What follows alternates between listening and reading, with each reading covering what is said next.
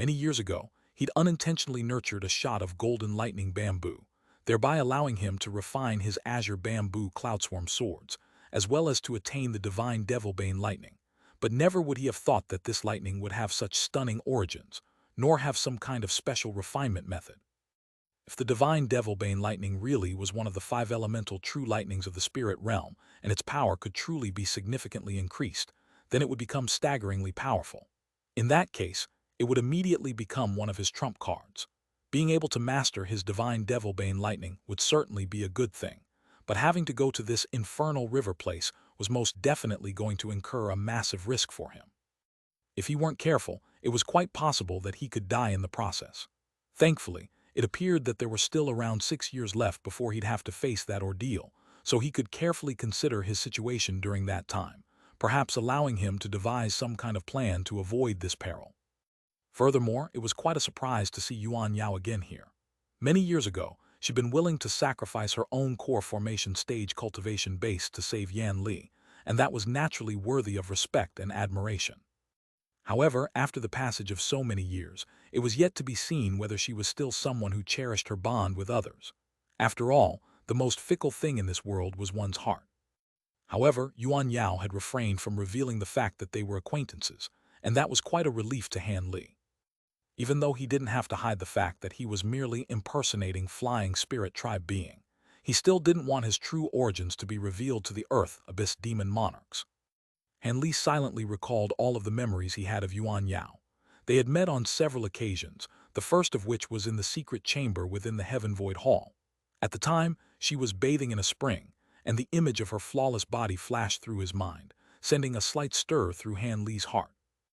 However, Nangongwan's figure then surfaced from the bottom of his heart, and a sense of clarity immediately returned to Han Li's mind. After so many years, if everything had gone smoothly, she would have most likely reached the deity transformation stage in the human world as well. Han Li wondered how long it would take for him to be reunited with his beloved Tao companion here in the spirit realm.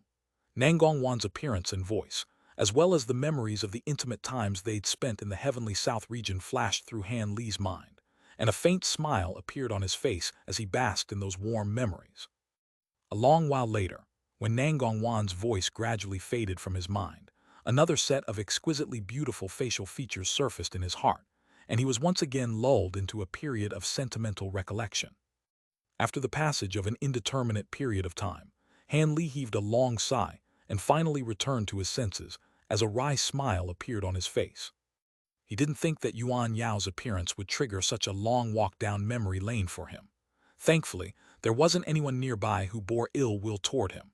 Otherwise, he would have been in some peril, having been completely absorbed in his memories. However, seeing as he was unable to depart from the Earth Abyss anytime soon, he would always get opportunities to meet Yuan Yao again. As such, he didn't have to be in a hurry to contact her.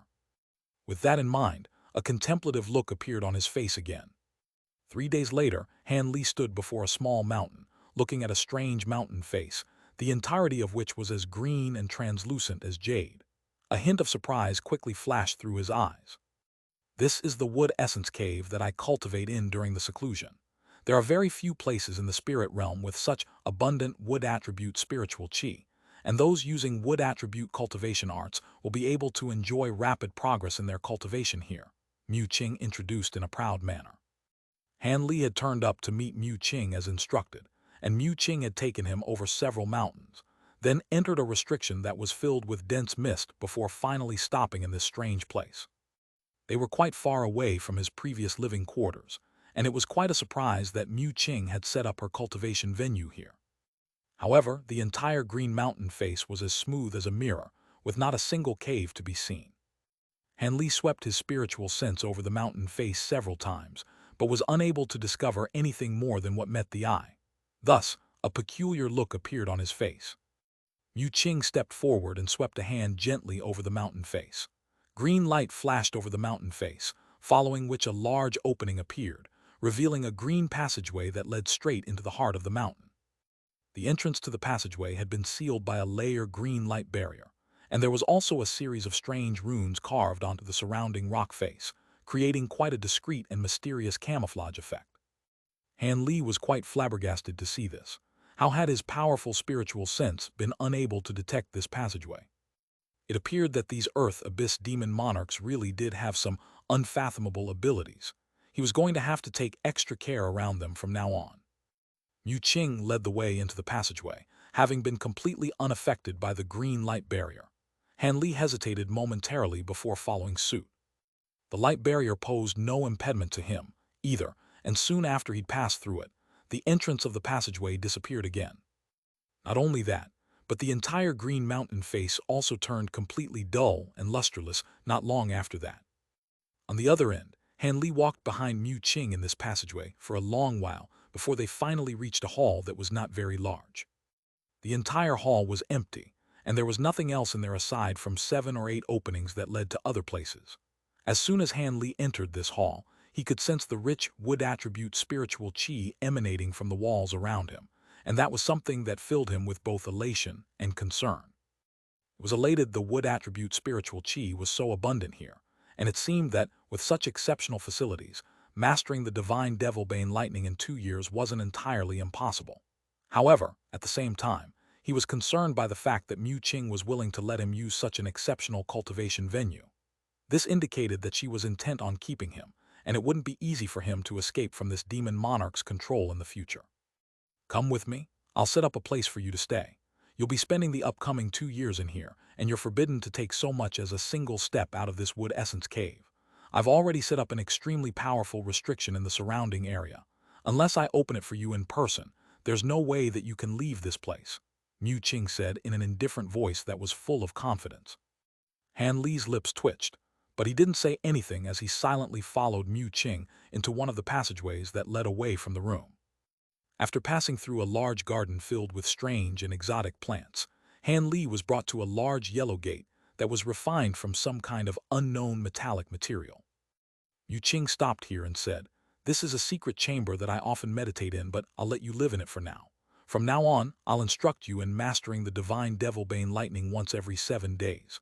At midday on the 7th day, just come to the hall to find me. All right, you can go in now. I'm going to another secret chamber.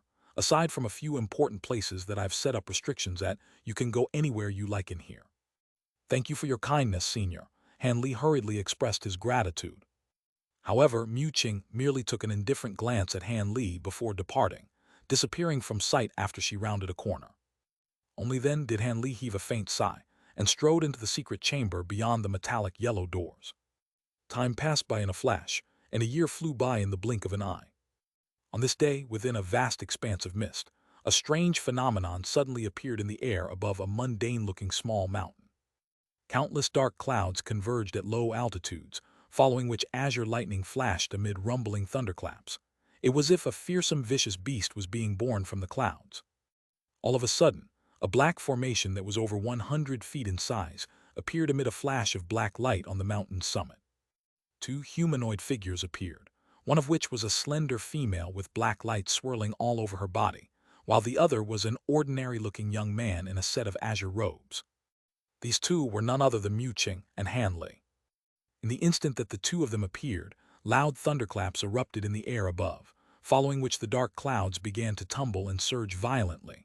Countless azure arcs of lightning surfaced within those clouds, creating a formidable sight to behold. Mu Qing looked up into the sky with a calm expression and said, "What a coincidence that your heavenly tribulation would arrive at a time like this. You possess the divine devil-bane lightning and have achieved an elementary level of mastery over the lightning, so you should be able to transcend this tribulation with ease. This will also be a good opportunity to further hone your affinity for lightning, and that'll be quite beneficial to improving your mastery of your divine devil-bane lightning. I'll leave you to your own devices now." As soon as Mu Qing's voice trailed off, she abruptly disappeared amid a flash of light. Thus, Han Li was the only one remaining on the mountain summit. He could only give a wry smile in this situation. Never would he have thought that he'd be beset with his second minor heavenly tribulation in the spirit realm under such circumstances. Thankfully, he'd been consuming earth-cleansing pills regularly, so he was well prepared to handle this tribulation. The first bolts of lightning to fall were normal azure heavenly lightning, rather than the extremely fearsome 2-colored tribulation lightning.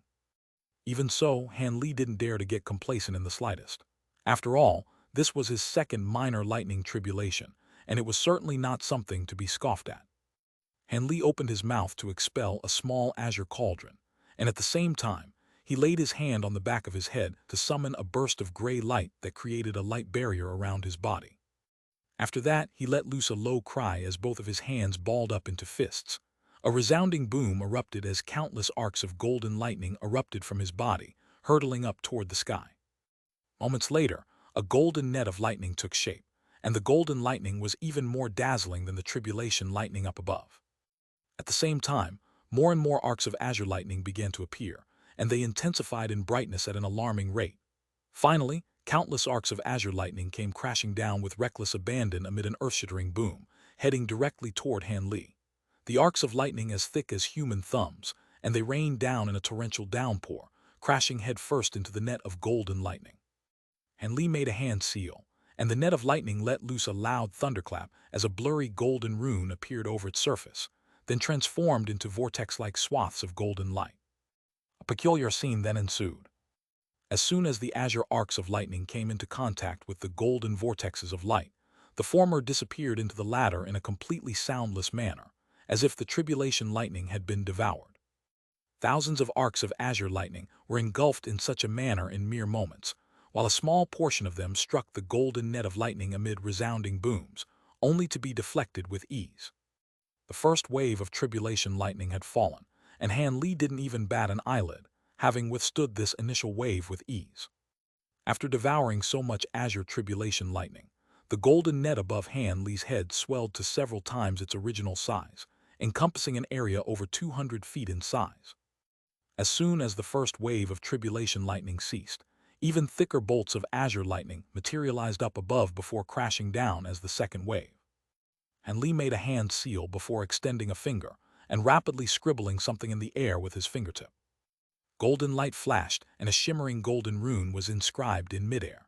Following an explosive thunderclap, the rune transformed into a bolt of golden lightning that hurtled up toward the air. The golden arc of lightning then disappeared into the golden lightning net in a flash, causing the entire net to tremor. The balls of light that were hovering within the net of golden lightning converged toward the same spot to form a vast expanse of golden light, within which runes were shimmering erratically. During this split second, the second wave of azure lightning was already descending with devastating might. The same scenes appeared again. The powerful bolts of azure lightning quickly disappeared, without a trace into the vast expanse of golden light. However, the second wave of tribulation lightning was far more powerful than the first, as evidenced by the fact that the vast expanse of golden light was tremoring violently from the lightning strikes, while the golden net of lightning continued to expand. Moments later, a series of cracks finally began to appear amid the golden light, and it was slowly being vanquished by the tribulation lightning. Without the golden light posing as an obstacle, the bolts of tribulation lightning struck the net of lightning directly. The two clashed, and golden and azure light intertwined, creating a thunderous commotion.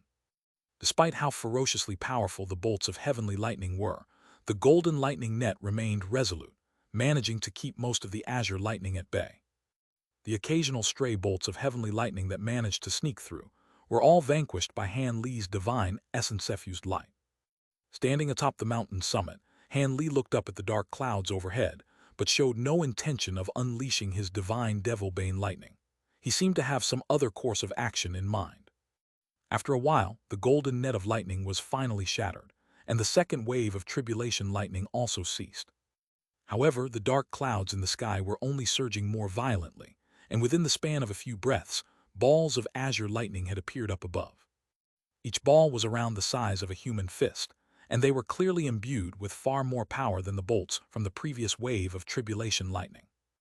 Hanli adopted a more serious expression, as one of his hands turned white while the other turned black, and he thrust both palms into the air. All of a sudden, the gray light overhead congealed, following which the projection of a miniature black mountain surfaced within it. Almost at the exact same moment, 5 wagon wheel-sized skull projections appeared above the gray light, and all of them opened their mouths in unison. 5 colored flames tumbled forth, instantly forming a protective barrier over the divine essence-effused light. Hanli then let loose a low cry, and the miniature azure cauldron above his head swelled to more than 10 times its original size amid a flash of brilliant spiritual light, transforming into a massive cauldron that was around 10 feet in size. Azure light tumbled within the cauldron, alongside an indistinct rumbling sound. The third wave of tribulation lightning came crashing down in a merciless manner. The balls of azure lightning were like massive chunks of hail, and they were far more fearsome than the previous two waves of heavenly lightning. However, Han Li had been able to withstand two-colored tribulation lightning even when he was only at the early deity transformation stage, so he certainly wasn't going to be fazed by these azure balls of lightning. The lightning balls crashed into the five-colored flames, and an incredible scene ensued. All of the balls of lightning became extraordinarily slow after entering the five-colored flames, as if they'd been trapped. In the blink of an eye, over 100 balls of lightning had been frozen in midair. Han Li made a hand seal, and gray light erupted from the miniature mountain projection, sweeping up all of the balls of lightning. At the same time, brilliant azure light erupted from the massive cauldron down below, and all of the lightning balls appeared at the cauldron's opening. Countless azure threads then shot forth, dragging all of the balls of lightning into the cauldron. A faint smile appeared on Han Li's face upon seeing this. An hour later, the dark clouds in the air above dissipated, and the lightning tribulation drew to a conclusion. Han Li had already arrived back in the secret chamber of the Wood Essence Cave. He was seated with his legs crossed on a futon, while a small azure cauldron hovered before him. The lid of the cauldron had already been removed, and electricity was flashing within, alongside the occasional dull thunderclap. Han Li stared at the cauldron for a while before waving a hand toward it and drawing it into his grasp. He patted the cauldron with his hand, and it tremored before producing an egg-sized ball of lightning. The ball of lightning was flashing erratically, but it was unable to escape from the azure threads by which it was bound. This was the heavenly tribulation lightning that Han Li had procured. This lightning naturally couldn't compare to the golden and silver heavenly lightning that he'd captured in the past, but it was still a lot more powerful than normal lightning. Letter 1D627, letter 1D4C7, letter 212F, letter 212F, letter 1D464, letter 212F, letter 1D623, letter 1D450, letter 1D630, letter 1D45A. Having been given the opportunity, Han Li was naturally going to secure as much of this lightning as possible to refine some lightning beads with. One lightning bead or two could perhaps only pose a threat to spatial tempering stage beings, but if a dozen or so were to be hurled at once, even body integration cultivators would be forced into retreat. Aside from the first two waves of heavenly lightning, all of the subsequent lightning had been drawn into the heaven void cauldron. There was enough azure lightning in there to refine several tens of lightning beads in one go. However, due to the power of the heavenly lightning itself, these lightning beads were going to be slightly inferior compared to the ones he'd refined in the past. Even so, with so many lightning beads at his disposal, they could serve as one of his trump cards in the face of unforeseen threats. Even though this heavenly tribulation hadn't posed any threat to him, each successive heavenly tribulation was more devastating than the previous one. By his estimations, he would only be able to transcend 7 or 8 more tribulations of this nature before things would get rather out of hand for him. As for the major heavenly tribulations that befell spatial tempering stage beings, even the first of such tribulations were extremely dangerous, and there was no lack of spatial tempering stage beings in history who'd fallen to their first tribulation. However, that was only something for Han Li to worry about in the future. For now, he had to think about how he was going to escape. Han Li's expression darkened again as he considered the perils that he was going to face in the future. During this past year, Mu Qing had truly done everything in her power to instruct him. Furthermore, he was quite proficient in using lightning himself, so he had made steady and fast progress. It appeared that it wouldn't be an issue for him to fulfill Mu Qing's requirements within 2 years. Perhaps it was due to this that Mu Qing had been a lot more benevolent toward him of late, and after instructing him in the way of mastering his divine lightning, she would occasionally answer some of his cultivation questions as well. At her lofty cultivation base, her guidance in cultivation was naturally extremely invaluable to a mere deity transformation cultivator like Han Li. However, Han Li naturally wasn't going to allow himself to be imprisoned just because of the improved treatment he was receiving. During this time, he had snuck around the mountain on several occasions to search for any holes in the restriction, as well as research potential methods to erase the 4 tracking marks within his body. If he could find solutions to these 2 issues, he'd be able to escape. However, the results yielded by his efforts were very disheartening. The restrictions around the wood essence cave was unimaginably profound, transforming the entire cave into a massive cage from which there was simply no escape for him. Of course, that wasn't to say that he couldn't destroy the restriction by force. After all, his divine essence effused light and spirit engulfing heavenly flames were both extremely effective in this respect.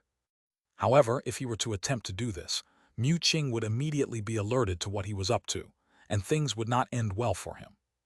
As for the tracking marks planted in his body by the 4 demon monarchs, they were even more troublesome. The marks seemed to have taken root in his body and refused to be removed regardless of what he tried. The only way was to use the nascent flames within his body to slowly refine them, but these were marks left behind by 4 body integration stage demon monarchs. Refining them was far from simple. Setting aside whether the demon monarchs that had planted the marks in him would notice what he was doing, even if he were to take a massive risk and forcibly refine the marks, it would still take him at least 3 or 4 years. As such, he was feeling quite depressed. However, Han Li was certainly no ordinary person, and he did manage to devise a feasible strategy.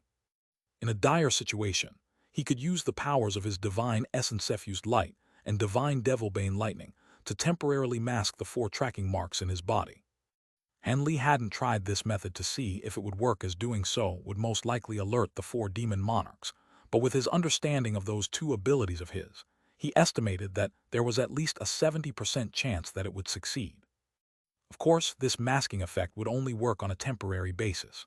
As soon as the 4 demon monarchs sensed what he was doing, they'd be able to forcibly summon the tracking marks from within a certain distance, and he most likely wouldn't be able to conceal himself for long. As such, this was only going to be a last resort. Han Li exhaled deeply, as if he were trying to expel all of the frustrations in his heart. He then tossed the miniature cauldron in his hand forward and prepared to begin refining lightning beads. Even though this was a place where Mu Qing had once cultivated, he'd set up restrictions here again, so he wasn't afraid that she'd be able to see what he was doing. Thus, loud thunderclaps erupted within the secret chamber, as Han Li set about refining one lightning bead after another. Several days later, a streak of green light flew over the nearby garden, then disappeared in a flash through the doors of Han Li's secret chamber. Only after a long while were doors opened, and Han Li emerged from within with furrowed brows and a peculiar look on his face. This was the date for his weekly lesson yet, so why had Mu Qing summoned him using a voice transmission talisman? This was something that hadn't ever happened during the past year. Thus, Han Li made his way slowly down the path in the garden, with a hint of confusion in his heart. There were already over 30 extra thumb-sized lightning beads in his storage bracelet, all of which were shimmering with azure light.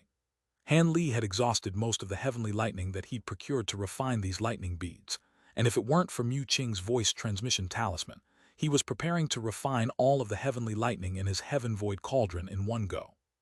When Han Li finally made his way into the hall, he was surprised to discover that not only was Mu Qing seated in the hall, there was a crimson-robed figure sitting off to the side. This crimson-robed figure was none other than Daizu. "Fellow Taoist Han, fellow Taoist Daizu would like to see you," Mu Qing said in a calm voice as she held a teacup in her hand. "You're looking for me, senior." A hint of surprise flashed through Han Li's eyes. "That's right, I am indeed here to see you. Have you forgot my voice transmission from a year ago?" Daizu's voice was just as sharp and metallic as ever. "Of course not. What can I do for you, senior?" Han Li was feeling a little uneasy, but he naturally wasn't going to feign ignorance in this situation. "You heard him, right, fair Mu? And Brad agreed to help me voluntarily, so you can't refuse anymore," Daizu chuckled.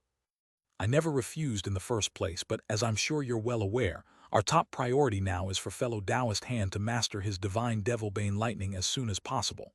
As such, there's no way that I can loan him to you for 3 months. I can only give you 1 month at most. Otherwise, you're going to be hindering his progress too much," Mu Qing replied calmly as she took a sip of her tea. 1 month is nowhere near enough to finish what I'm doing. The puppets I'm refining are also extremely important and can't be delayed. How about this? Hand him over to me for 2 months. That should just barely suffice," Daizu conceded. "I can give him to you for 1.5 months at most, no more than that," Mu Qing countered in a cold voice. Daizu paused momentarily before nodding as he said, "All right, 1.5 months it is. However, I'll have to borrow your teleportation formation then." "That won't be an issue. I'll teleport both of you straight to the Bloodflame Mountain, but you have to bring him back to me in person." Mu Qing's voice eased slightly upon hearing this. Haha, I can certainly do that. Come with me, Han Brat, Daizu chortled with glee as he rose to his feet. More than half a day later, black light flashed from a teleportation formation on an obscure stone platform in front of a black mountain on the 5th level of the Earth Abyss. Two humanoid figures appeared on the teleportation formation, and they were naturally none other than Han Li and Daizu. As soon as Han Li recovered from his rush of dizziness, he surveyed his surroundings to find that there was another crimson-robed figure standing next to the teleportation formation. As soon as he caught sight of Han Li, the crimson-robed figure cackled. You're finally here, fellow Taoist Han. My 4 purple-blood puppets require an injection of power from your divine devil-bane lightning. Only then will they be able to serve a substantial purpose when we get to the infernal river. Purple-blood puppets. Han Li's heart immediately jolted upon hearing this. I'll tell you about the specific details when we get there. The crimson-robed figure was acting in a very polite manner, presumably because he required Han Li's services. Han Li naturally wasn't going to state any objections, and thus, he flew toward the black mountain behind the 2 crimson-robed figures. This mountain was around 40,000 to 50,000 feet tall, and the 2 crimson-robed figures were leading Han Li toward a point halfway up the mountain. In the end, they arrived on a nondescript cliff over 1,000 feet up the mountain. One of the crimson-robed figures strode forward and made a hand seal with one hand. He then began to chant something before abruptly raising his other hand. The scenes that unfolded next had Han Li completely flabbergasted. The entire cliff began to tremor amid a loud burst of rumbling, and black light flashed as a gargantuan moss-covered stone worm head appeared. The worm head abruptly opened its massive eyes to reveal a pair of crimson eyeballs. It swept a cold gaze across Han Li and the 2 crimson-robed figures, then opened its mouth to reveal a passageway that was shimmering with white light. Come in, one of the crimson-robes said emotionlessly before making his way into the passageway with his identical companion. Han Li recomposed himself and carefully examined the worm head through narrowed eyes for a moment before entering the passageway. The passageway inside was remarkably spacious at around 40 to 50 feet tall, and all of the walls were paved with angular black stones. There were thumb-sized phosphorescent beads embedded into the walls at regular intervals, illuminating the path that led deep into the heart of the mountain. The 2 crimson-robed figures walked side by side and remained completely silent from the moment they entered the passageway. After traversing through the passageway and descending over 1,000 feet underground, they arrived at a series of 7 or 8 completely identical entrances, placed next to one another on a large plot of empty land. This was a rather surprising sight to Han Li. However, neither of the 2 crimson-robed beings stopped for even a single instant, as they casually made their way into one of the passageways. The entire mountain seemed to have been hollowed out, and there were countless passageways interconnected with one another, making this place resemble a massive diabolical maze. Through these passageways, one could occasionally catch glimpses of puppets of different shapes and sizes, all of which were wielding different types of massive blades, patrolling through their respective areas. Some of these puppets were constructed from metal and shimmering with golden light. Some were of a murky gray color, having been constructed from rocks and stones, and there were also some agile puppets carved out of a spirit wood. All of these puppets were emitting astonishing spiritual pressure, and there were even a few special puppets that possessed deity transformation stage power. Han Li was quite astonished by what he saw. He could tell that Daizu's proficiency in the art of puppetry was most definitely superior to that of the monarch of soul divergence. Of course, that wasn't to say that Daizu possessed far superior aptitude than the monarch of soul divergence in the art of puppetry. Not only did Daizu possess a body integration stage cultivation base, there was a vast variety of materials and resources to be found in the spirit realm that couldn't be sourced in the human world, so it would simply be unfair to compare the two. After traversing through this maze-like structure with the 2 crimson-robed figures for a while, Han Li finally emerged into a cavernous space with a scorching crimson lake down below. This was a natural underground lava lake. There was a crimson palace floating on the surface of the lake, and even though it wasn't an extremely large palace, it was still over 10,000 feet in size. The entire palace emanated an overwhelming aura of blood and gore, but its construction was absolutely exquisite. There was a massive crimson crystal that was several feet in size attached to the top of the palace, and it was emitting a vibrant crimson light. Han Li couldn't help but falter slightly upon seeing this. This crystal almost immediately evoked recollections of the strange crystal Han Li had seen on the spirit seal tower of the Tianpeng race's holy city. That crystal was just as massive and mysterious. It appeared that some kind of extremely powerful restriction had to have been placed on those crystals. The crimson-robed figures suddenly descended after leading Han Li to the edge of the lava lake. One of them rustled a sleeve, and a yellow bell immediately shot forth from within before landing in his grasp. Yellow light flashed as a crisp clink sounded from the bell, and as soon as Han Li heard this sound, his consciousness immediately began to waver as he was struck by a sense of feebleness. His heart jolted with shock, and he hurriedly activated his great development technique to dispel those debilitating effects. He then retreated a step, and appraised the two crimson-robed figures with wariness in his eyes. He didn't believe that the two would suddenly try to kill him here, but he had never let his guard down even for a single instant. One of the crimson-robed figures immediately turned around to appraise Han Li with a cold expression, and a hint of surprise flashed through his eyes upon seeing Han Li's ability to retain clarity of mind. Right at this moment, a burst of violent tumbling and surging suddenly erupted from within the crimson lava in the lake down below, following which a giant beast that was around 100 feet in length emerged. This was a shelled beast that resembled a giant turtle, but it possessed 3 elk-like heads with strange, vibrant red coral-like horns on those heads. The beast seemed to have been summoned by the bell, and as it swam quickly toward Han Li and the others as soon as it emerged from the lava. This is my gate guardian beast, a chaotic turtle beast. This beast possesses a fire spirit body from birth and can unleash 3 different types of spirit flames. It's extremely powerful when in its natural habitat of lava, and it took me a lot of effort to tame it. If we want to enter my blood flame palace, we'll have to get around this beast first. One of the crimson-robed figures chuckled. I am truly in awe of your exceptional powers, Senior. Han Li immediately replied upon hearing this. He then cast his gaze toward the lava lake as blue light flashed through his eyes, and his expression changed drastically. With the assistance of his bright-sight spirit eyes, he was able to see that there were countless transparent threads up ahead, intertwining to encompass the entire lava lake down below. One end of those threads was connected to the giant crystal on top of the palace, and if someone were to fly down recklessly from above without being aware of the presence of these threads, they would most likely be sliced into countless pieces. Han Li's lips twitched, and he drew a sharp breath upon making this discovery. Letter 1D41F, letter 1D5FF, letter 1D41E, letter 1D68E, letter 1D6A0, letter 1D41E, letter 1D554, letter 1D560, letter 1D696. At this moment, the chaotic turtle beast had arrived at the shore of the lava lake, and it opened its 3 mouths to let loose a strange cry that resembled frog croaks. One of the crimson-robed figures raised a hand upon seeing this, and a black fist-sized ball shot forth amid an aura of blood and gore.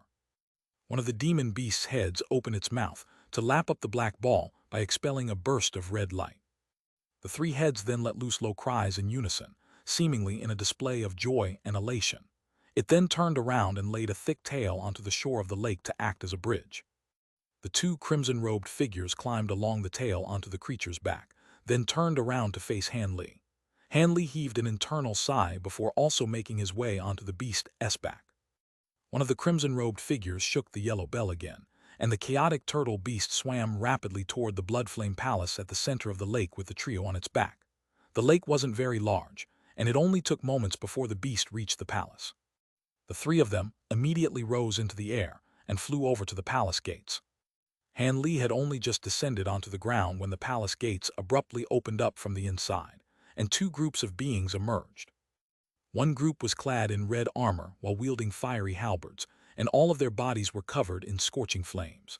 The other group consisted of unarmed black shadows that were enshrouded in clouds of gray mist. Han Li swept his spiritual sense toward them to find that these 2 groups of beings seemed to possess signs of life, so they didn't appear to be puppets. The 2 groups of strange beings strode forward at once before extending respectful bows toward the 2 crimson-robed figures. Open the Yinflame Palace. I'm going to give fellow Taoist Han a warm welcome, one of the crimson-robed figures commanded. The 2 groups of beings immediately sprang into action upon hearing this. Most of them rushed back into the palace, while the remaining group split up into 2 neat lines as they stood respectfully on either side of the gates. None of them uttered a single word during this process, and it was as if they were all incapable of speech. Han Li's expression remained unchanged, but a hint of bewilderment welled up in his heart upon seeing this. Just as Han Li was appraising these strange beings, one of the crimson-robed figures suddenly asked. "Are you interested in my spirit servants, fellow Taoist Han?" "Spirit servants? Forgive me for my ignorance, senior. This is my first time hearing about such things," Han Li replied truthfully. It's no surprise that you haven't heard of it. These spirit servants are a type of semi-puppets that I've refined." The crimson-robed figure chuckled with a hint of smugness in his voice. "Semi-puppets? I really would like to know more about them now," Han Li said with a hint of surprise in his eyes. "You seem to be quite interested in these spirit servants. You must also be familiar with the puppetry arts, right? I'd be happy to provide some guidance, but let's go to the Yinflame Palace first," the other crimson-robed figure interjected. Han Li naturally wasn't going to state any objections, and he merely nodded in agreement. Thus the group entered the palace, and the gates slowly closed behind them. The chaotic turtle beast that was outside the palace also disappeared into the lava again. After a while, Han Li and the two crimson-robed figures appeared within a large hall that was over 1,000 feet in area. Everything in the hall had been constructed from some kind of strange black and red jade, and upon making contact with the material, Han Li was struck by a scorching sensation, which then turned into a flow of icy coolness. This was quite an interesting material. Han Li was quite intrigued as he felt the interchanging hot and cold sensation making its way into his body from the jade chair that he was sitting on. At this moment, he was situated on one side of the hall, while the two crimson-robed figures naturally sat together at the center. The jade tables before the three of them were all piled full of exotic fruits and delectable wines, and there were humanoid figures enshrouded in pink mist standing off to the side, attending to their needs when required. Every time someone finished the wine in their cup, one of the humanoid figures would rush forward for a refill in a respectful manner. These humanoid figures in the pink mist were different from the earlier ones that were enshrouded in gray mist. Not only were all of them quite slender, the mist around them emitted a pleasant fragrance that evoked within one a sense of relaxation. At such close quarters, Han Li was naturally able to examine these spirit servants from time to time, and a contemplative look appeared on his face. "Have you gleaned the secrets of the spirit servants, fellow Taoist Han?" One of the crimson-robed figures downed his cup of spirit wine before turning to Han Li with a hint of a smile in his voice. "I'm afraid I can only identify that these beings seem to be spirits, but also like objects, yet also like neither at the same time. As for the exact intricacies involved, that's definitely beyond me," Han Li replied with a smile. "You're not wrong. Spirit servants are indeed beings that are a mix between spirits and objects. They possess souls and their actions appear to be identical to that of a normal person, but most of what they're doing is merely instinctive, and they're being controlled by me using a puppet secret technique. As for how they came to be, I discovered two types of spirit bodies on the Bloodflame Mountain that are unable to attain intelligence, and I infused them into puppets," the other crimson-robed figures explained, finally revealing the origins of these spirit servants to Han Li. Infusing spirit bodies into puppets. Han Li's expression stirred upon hearing this, and he instantly recalled back to how he had once infused his second nascent soul into his humanoid puppet. Indeed, these spirit bodies are yet to manifest complete souls, so they're extremely docile, yet they possess a certain level of spiritual nature, thereby allowing them to complete some simple instructions. On top of that, they're able to fuse together with puppets, so they're perfect for refining spirit servants. It's exactly because of this that I decided to settle permanently on the Bloodflame Mountain, the crimson-robed figure explained. This is also a result of your proficiency in the puppetry arts, senior. Otherwise, even if others were able to find such spirit bodies, they wouldn't be able to incorporate them into puppets. Dai Zhu had made the process sound quite simple, but infusing spirit bodies into puppets was extremely difficult. As someone who was proficient in the puppetry arts himself, Han Li was naturally well aware of this. As such, those words of praise were truly genuine. The two crimson-robed figures glanced at one another, and one of them offered, "If you'd like, I can teach you the secret technique required to infuse spirits into objects." "I haven't done anything for you yet, senior. How could I ask for a reward that I don't deserve?" Han Li was rather surprised, and a hint of hesitation appeared on his face. "Haha, it's just a little trick that I managed to invent during my free time. There's no need for you to be so polite, fellow Taoist Han. I'm going to require a lot of assistance from you in the coming month and a half, and I hope you'll help me to the best of your abilities," one of the crimson-robed figures said with a smile. His tone became even more polite.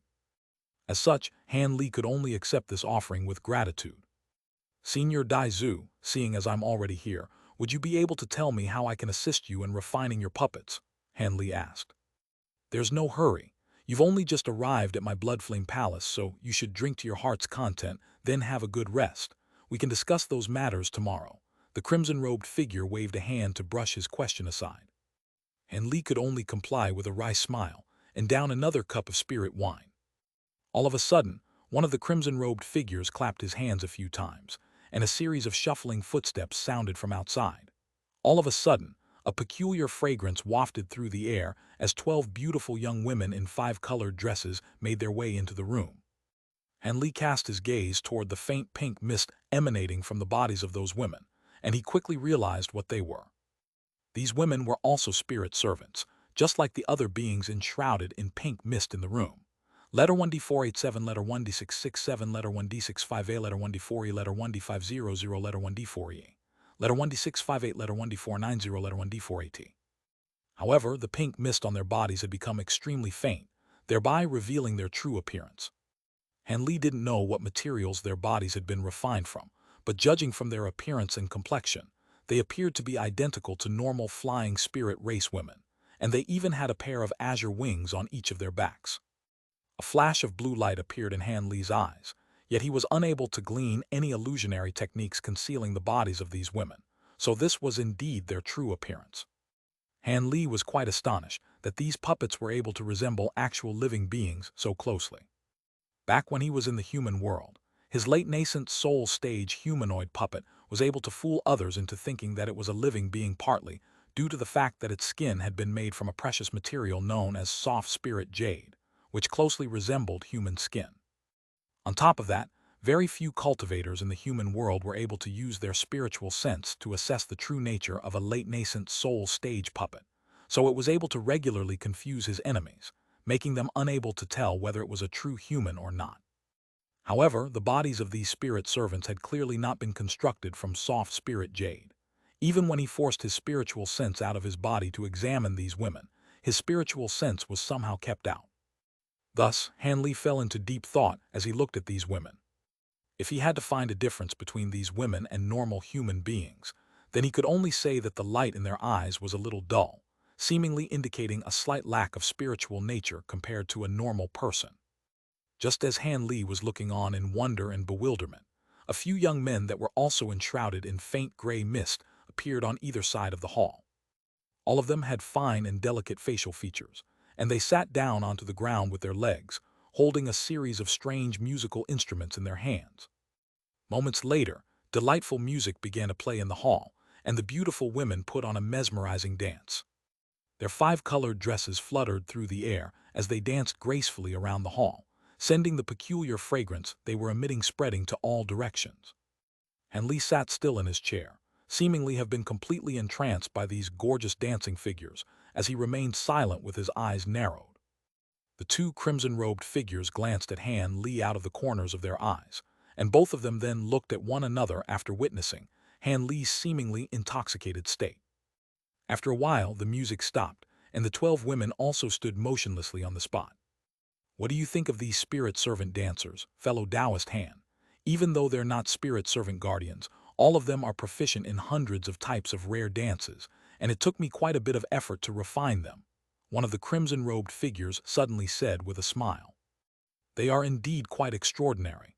At the very least, I can't tell them apart from real living beings, Han Li praised in response. Seeing as you like them, I'll give you these 12 spirit servant dancers and 24 spirit servant musicians as a gift, the crimson-robed figure said with a smile. The other crimson-robed figure then raised a hand before Han Li's surprised eyes and flicked his fingers in quick succession toward the dancers and musicians. Plumes of crimson thread shot forth from his palm, instantly puncturing all of the spirit servants. After the crimson threads were withdrawn, all of the spirit servants fell to the ground, completely motionless, as if they had truly become inanimate objects. At this moment, the crimson-robed figure made a grabbing motion with his other hand. All of these spirit servants instantly shrank down to wooden puppets that were only around an inch in size each, then flew onto Han Li's table and arranged themselves in a line. I've withdrawn the seals within the bodies of these spirit servants. You'll only have to refine them again with the secret technique that I'm going to give you, and you'll be able to control them," the crimson-robed figure chuckled. "I can't accept this gift, Senior. I've done nothing to deserve it." A peculiar look appeared on Han Li's face as he looked at the line of wooden puppets on his table. They're just a few little toys, so feel free to accept them. Unless, are you unwilling to accept them because you think they're not a worthy present?" The crimson-robed figure's expression darkened slightly. Han Li's expression changed slightly upon hearing this, and a wry smile appeared on his face as he cupped his fist in a salute. "In that case, I'll have to accept your kindness, Senior." Thus, he swept a sleeve over the table, and azure light flashed, following which all of the spirit servant wooden puppets disappeared. "Haha, you should have accepted them from the start. Here's the spirit infusion secret technique I was referring to earlier. You can take it and have a good look at it tonight. It'll be beneficial to my puppet refinement later on if you could master this secret technique." The crimson-robed figure chuckled with a content nod before raising his hand to send a black bamboo tube flying toward Han Li. "Thank you, Senior." Seeing as these two were essentially forcing these presents on him, Han Li made no further efforts to turn them down as he made a grabbing motion to catch the object in his grasp. After Han Li put away the bamboo tube, eccentric Dai Zhu enthusiastically chatted with Han Li for over an hour in the Yinflame Palace before the banquet was over. Afterwards, with the guidance of the servant behind him, he was led to a quiet side chamber. Han Li closed the door to the side chamber and immediately took out a set of formation flags with a flip of his hand. Then, he released them into the air, disappearing in a dozen streaks of light. A barrier of rainbow light suddenly appeared in the room's walls. Han Li sighed and sat down cross-legged on a mat before his mind drifted off in thought. Eccentric Dai Zhu's courteous tone was truly out of place considering he was a body integration-grade demon monarch. It left Han Li with an odd feeling. Could it be that the eccentric had spoken to him in that way, because assisting in the puppet refinement would be incredibly difficult? Han Li shook his head, feeling that it was unlikely. Even if Dai Zhu didn't do that, Han Li wouldn't have dared to hold back. Apart from the mysterious Liu Zhu, the beautiful woman surnamed Lan, Mu Qing, and Yun Yao were trying their best to entice him. Mu Qing in particular seemed entirely unwilling to let him contact the white-haired beauty. It seemed in addition to having him eliminate the infernal river restriction, they had another reason for roping him in, most likely having to do with his divine devil-bane lightning. As thoughts quickly formed in his mind, he began to analyze most matters related to this. After a long while passed, he sighed and he closed his eyes once more. Although he didn't know what the demon monarchs of the Earth Abyss were conspiring, if he understood what actions he should take, he wouldn't need to fear for his safety. Han Li's eyes flickered, and soon after, he shook his sleeve, releasing tens of various styled and colored wood puppets. They circled in front of him as they floated in the air. Blue light shined from his eyes, and he began to examine the puppet.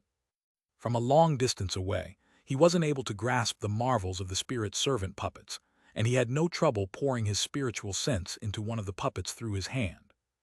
A short moment later, Han Li wore an odd expression as he tossed the puppet away and took another. And he did it again, repeatedly. A while later, Han Li examined every one of the puppets.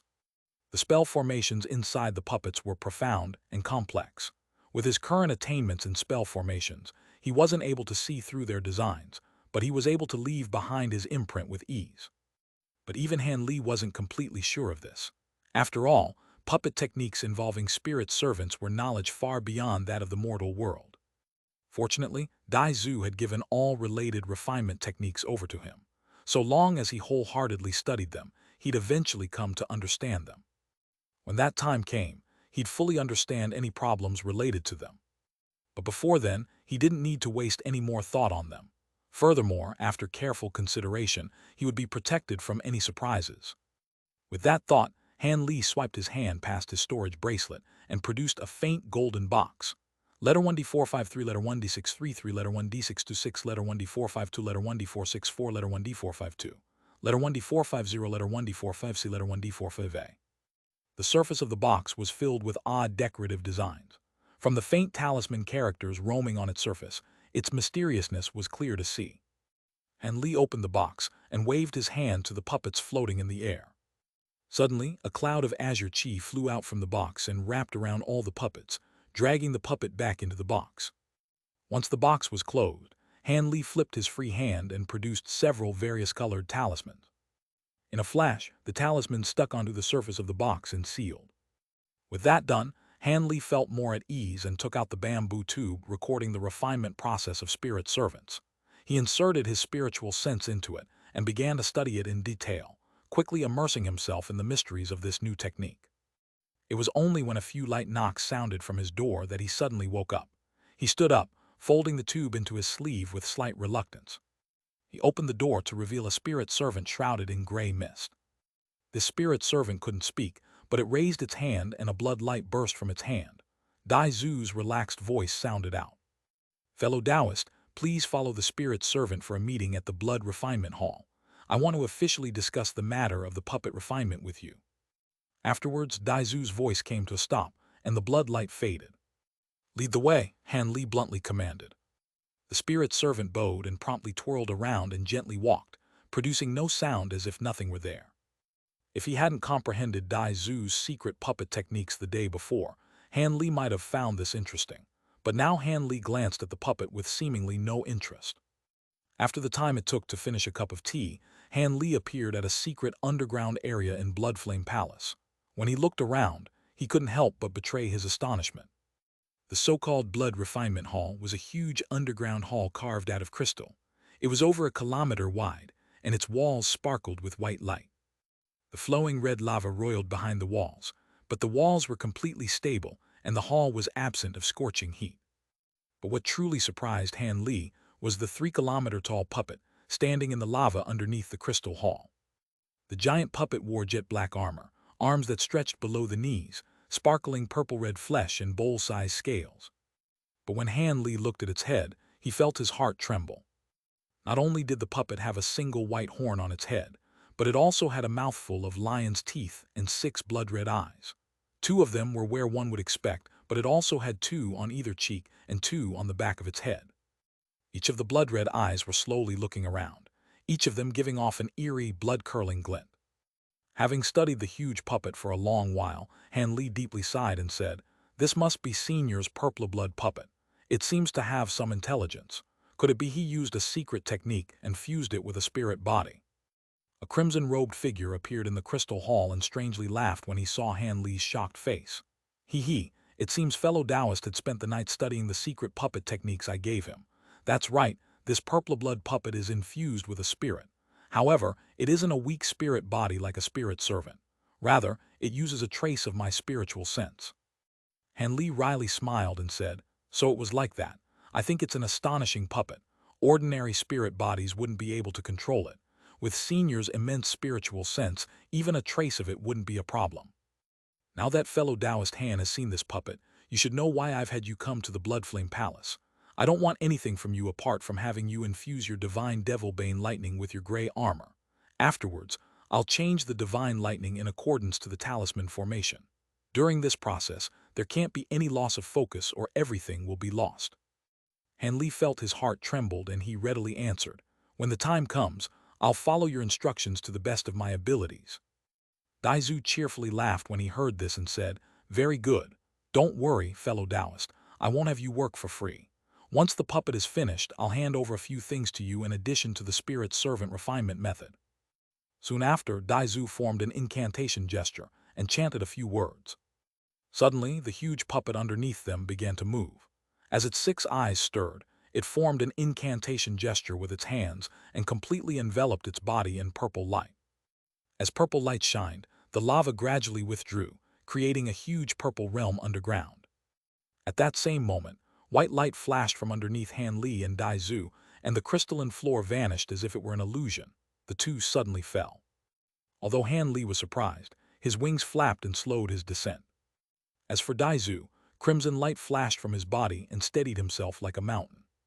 Han Li flew quickly and landed on the top of the purple-blood puppet. At that moment, one of the blood-red eyes turned and stared at Han Li. Han Li felt a chill run down his back as his body became sluggish, as if an invisible force was covering him. In the blink of an eye, Han Li's expression changed, and a layer of sweat appeared on his brow. Fortunately, the 3-meter-wide demon eye flashed and looked at something else, returning Han Li to normal.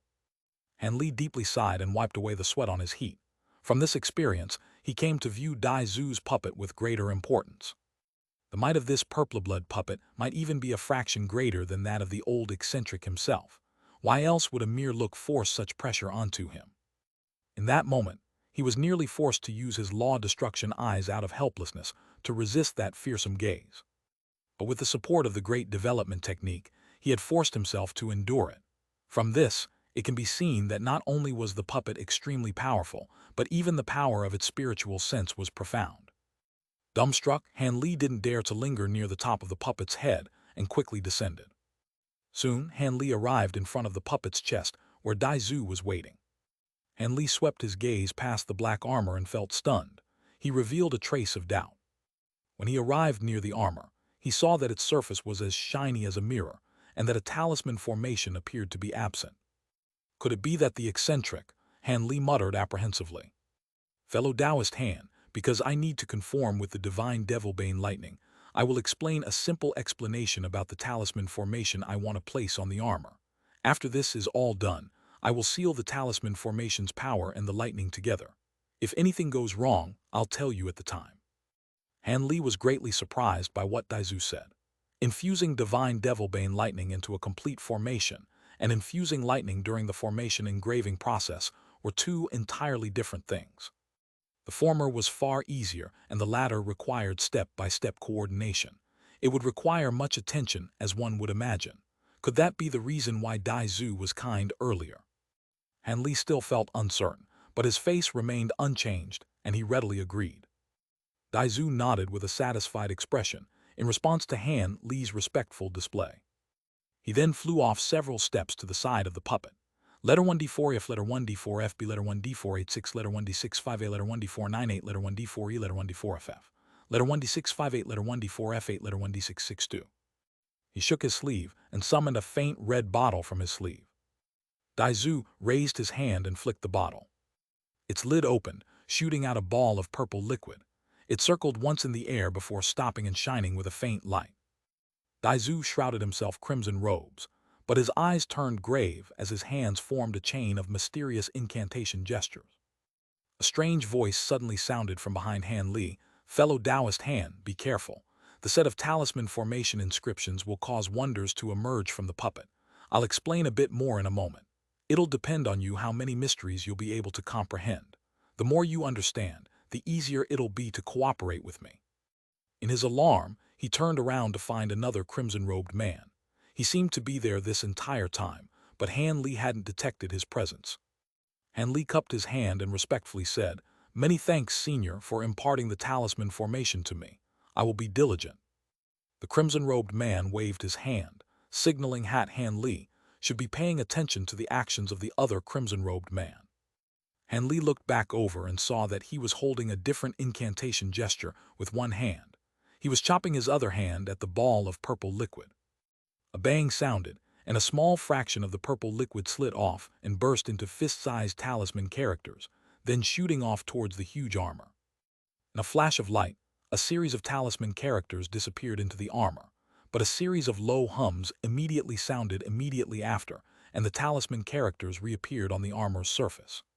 Seemingly waving his fingers with the weight of a boulder, the talisman characters began to reorganize. In the blink of an eye, they transformed into a 3-meter-wide purple outline of the formation. A few talisman characters repeatedly transformed inside, as if they had yet to take shape. As Han Li was entranced, the crimson-robed man to the side explained, "This talisman formation is called golden engraving. It has no other use than to make the armor more durable, allowing it to withstand attacks from ordinary magic treasures without damage. The formation is divided into 3 layers. The first layer is..." As someone with deep attainments in puppet and spell formation techniques, Han Li repeatedly shifted his gaze between the man drawing the formation and one that was giving a lecture. A lecture and demonstration by a body integration-grade existence was incredibly rare. Although Dai Zu was only giving a shallow explanation, a few problems that had perplexed Han Li on the topic for ages had suddenly been solved. In the time it took to finish a meal, Dai Zu had finished refining most of the talisman formation and was about to begin solidifying. The crimson-robed man to the side sullenly said, "Youngster Han, it's now. You will just have to fuse divine Devilbane lightning into the last layer's formation core. Although his voice wasn't loud, Han Li immediately woke up from his scholarly trance. He wordlessly flew over and clapped his hands together. Rolls of thunder loudly sounded as bolts of golden lightning were released, causing the nearby scales to shine with golden light. When the crimson-robed man saw the lightning in Han Li's side, a trace of astonishment briefly appeared from his eyes. Half a month later, Han Li once again appeared in a secluded room in the Wood Essence Cave. He sat down on a mat cross-legged, and he fiddled with a white jade badge and muttered to himself. During the month, he spent day and night underneath the Bloodflame Palace and beside the huge puppet, assisting Dai Zhu through the daunting experience unharmed. When the time came, Mu Qing arrived at the Bloodflame Palace and led him back. Although his mind was greatly exhausted from pouring his divine Devilbane lightning into the talisman formation day in and day out, Han Li didn't feel like he suffered a loss. Let alone anything else, the set of spirit servant refinement methods and the narration of the talisman formation process had benefited him greatly. And when he departed, Dai Zhu bestowed him a batch of puppet materials distinctive to the Earth Abyss and a few rare materials. Although Han Li knew he had plans in him, he couldn't help but feel satisfied. However, Han Li hadn't put further thought into the matter. Instead, he was focused on the badly damaged outer page of the Golden Jade Tome. The outer page recorded many powerful talismans. Among them, he already comprehended the High Zenith Invisibility Talisman and had several of them on hand. As for the other 3 talismans, they were the enemy-trapping 9 Palaces Heavenly Talisman, the offensive-type Heavenly Halberd Talisman, and the Puppet Talisman Armor Origin Talisman. The most powerful and profound of these talismans was the Heavenly Halberd Talisman. Even now, Han Li could only rack his head and leave to the side. He studied both the 9 Palaces Heavenly Talisman and the Armor Origin Talisman meticulously over the past few years and have comprehended them mostly. There were only a few crucial points that evaded him. But after the month of guidance from Dai Zhu, a master of puppets and spell formations, and several days of hard study on the spirit servant refinement methods, he resolved these problems and fully comprehended these 2 talismans. He was now confident he could refine them. The materials of the 2 talismans were incredibly rare, but fortunately, they weren't priceless or never sold. In Deep Heaven City, he was able to gather many ingredients of the 2 talismans, and he could now make an attempt. Originally, he would need much more experience before he would be comfortable refining these talismans, using his rare and precious materials. But with the several body integration-grade demon monarchs watching him covetously, he didn't have time to waste. Because of the matters regarding his divine Devilbane lightning, he had several more years of safety.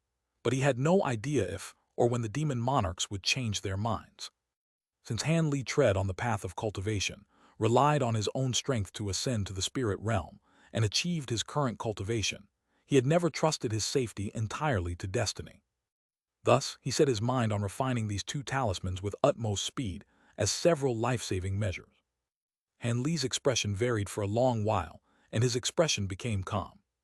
He slowly closed his eyes, and his spiritual sense fused into the Jade badge, reading through the talisman's refinement process from start to end.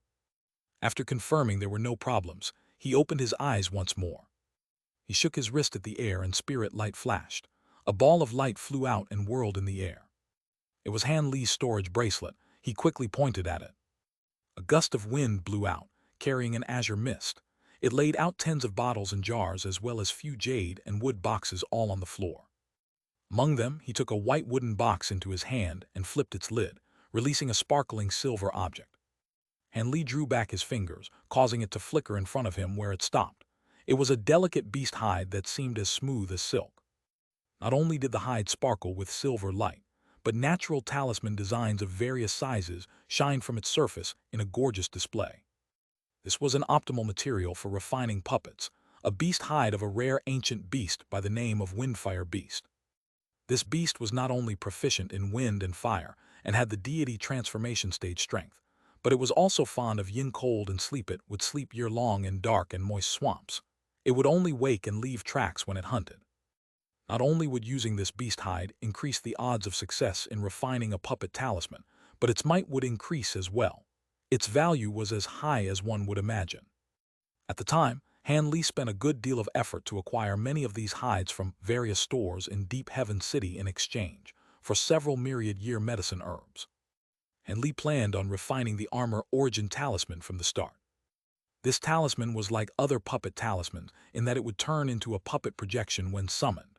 It would also be granted the cultivation and partial abilities of its user. Its efficacy depended on the talisman quality itself and the cultivation of its controller. Normally, puppet projection talismans could use only a few abilities and could produce half a user's strength at most. Rumors had it there were perfect puppet projection talismans that could replicate a user's entire strength. It is said only the humans of the heavenly spirit region could produce them, but it has yet to be seen. Naturally, these puppet talismans couldn't be limitlessly duplicated, and only early spatial tempering cultivators and below could use them. These talismans also were consumed in a single use, and their projections would disappear once their power was consumed. As Han Li's armor origin talisman came from the golden Jade tome, its might wasn't comparable to ordinary puppet talismans. At the level of the armor origin talisman, the puppet projection not only could produce 80% of the user's strength and a majority of their abilities, but it also allowed use for cultivators at early body integration stage and below. Its qualities were clear to see. As such, it would be equivalently more difficult and complex to create than ordinary talismans.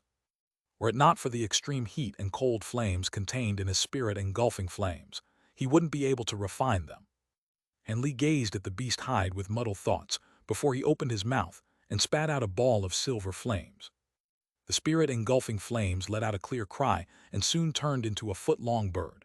It spread its wings and circled around the beast hide. When Han Li saw this, he inwardly muttered an incantation. Suddenly, the bird fluttered in circles and rammed into the hide. With a crackle, the silver flames roiled, wrapping around it. Within the flames, the beast hide didn't burn. Instead, the talisman design seemed to squirm in the flames as if they were alive. It was truly a mysterious sight. 6 days later, Han Li emerged from seclusion. Although he wore a tired face, he couldn't help but show a trace of joy. Over the past few days of talisman refinement, he succeeded greatly. As today wasn't the day Mu Qing would be teaching him lightning control techniques, Han Li decided to take a walk and relax. After all, he would be in his best state when he was properly rested.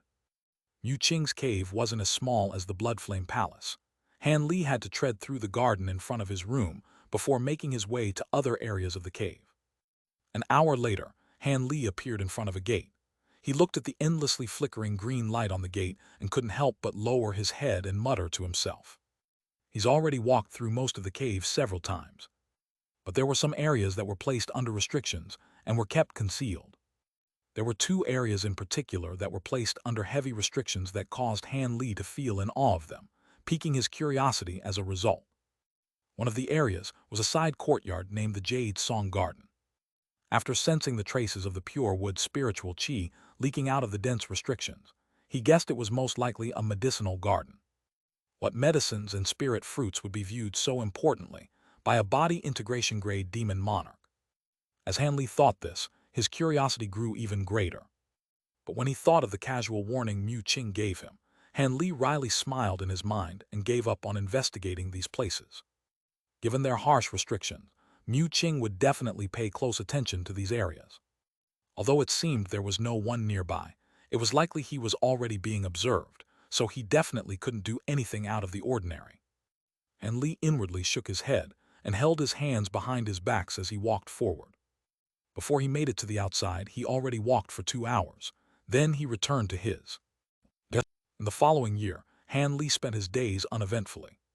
Perhaps due to being superbly talented with the Tao of Lightning, he didn't find his lessons with Mu Qing on controlling lightning very difficult. In a short amount of time, Han Li had a good grasp of the technique and only needed to practice. Mu Qing was happy to see this. When 2 years passed, Liu Zhu and the others were issued an invitation to gather at the Wood Spirit Hall. 3 days later, Han Li arrived in the hall, facing the several demon monarchs. This time, Yuan Yao and the beautiful women weren't present. This left Han Li somewhat disappointed as it proved some of his impressions false. Daizu's 2 crimson-robed men gathered there as well.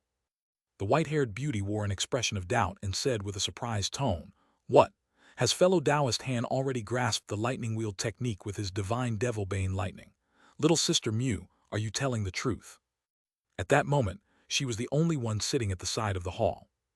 Yu Qing chuckled within the black light and said, "I wouldn't lie about something this important. To tell the truth, I was also shocked by how quickly Han Li grasped the most important part of the lightning control method, the lightning wheel technique. It was then I realized that fellow Taoist Han used golden lightning bamboo to forge his personal magic treasures. As such, it is no wonder he was able to quickly control the divine devil-bane lightning. He used golden lightning bamboo as his personal magic treasure." The white-haired woman turned to look at Han Li and deeply said, "Fellow Taoist Han, you're awfully courageous. Could it be you didn't know how easily the divine lightning can backlash? It is a miracle you're still alive today." Han Li was startled when he heard this. "Divine lightning backlash? I've never heard of that before. Could Senior tell me about it?" "Did little Sister Mew not tell you about it?" the white-haired woman asked with a frown. Yu Qing casually answered, "I've already looked into it. Fellow Taoist Han is deeply fortunate. The divine devil-bane lightning he controls is incredibly stable and shows no signs of backlash. As such, I hadn't mentioned the matter." "HMPH, those are only your words. I've yet to see it for myself," the white-haired woman said with a cold tone and examined Han Li once more. Yu Qing smiled and thought to say something else when Liu Zhu suddenly said, "Enough rubbish. We were invited here by Fairy Mew, but not to idly chat. We'll have to personally see if fellow Taoist Han truly learned the lightning wheel technique." Liu Zhu's words were calm and emotionless. However, when Mu Qing and the white-haired woman heard this, their hearts trembled. The one of the two blood-robed smiled and said, "Fellow Taoist Han, since you've learned the offering technique for the divine devil-bane lightning, please present it to us." When he heard the two, he forced down his puzzlement over the mention of this backlash and bowed, "Seniors, I will immediately follow your command. It's only that the technique is very powerful this place." When Han Li said that, he looked around him. "Fellow Taoist Han, our Wood Spirit Hall has some restrictions in place, but it won't be able to bear the true might of the divine devil-bane lightning. Let's head outside." Mu Qing nodded and went out first. When the other demon monarchs saw this, they exchanged a glance and followed after them. The demon guards standing at the hall gates were stunned to see so many demon monarchs present. Naturally, none of them dared to speak. A short moment later, the party arrived in an empty area in front of Wood Spirit Hall and focused their sights on Han Li. Han Li wryly laughed in his mind when the many high-grade existences looked at him. But with a calm face, azure light flashed from his body, and he shot up 60 meters in the air where he floated motionlessly. He formed an incantation gesture with his hands, and loud explosions sounded, as countless golden sparks leaped out and wrapped around his body.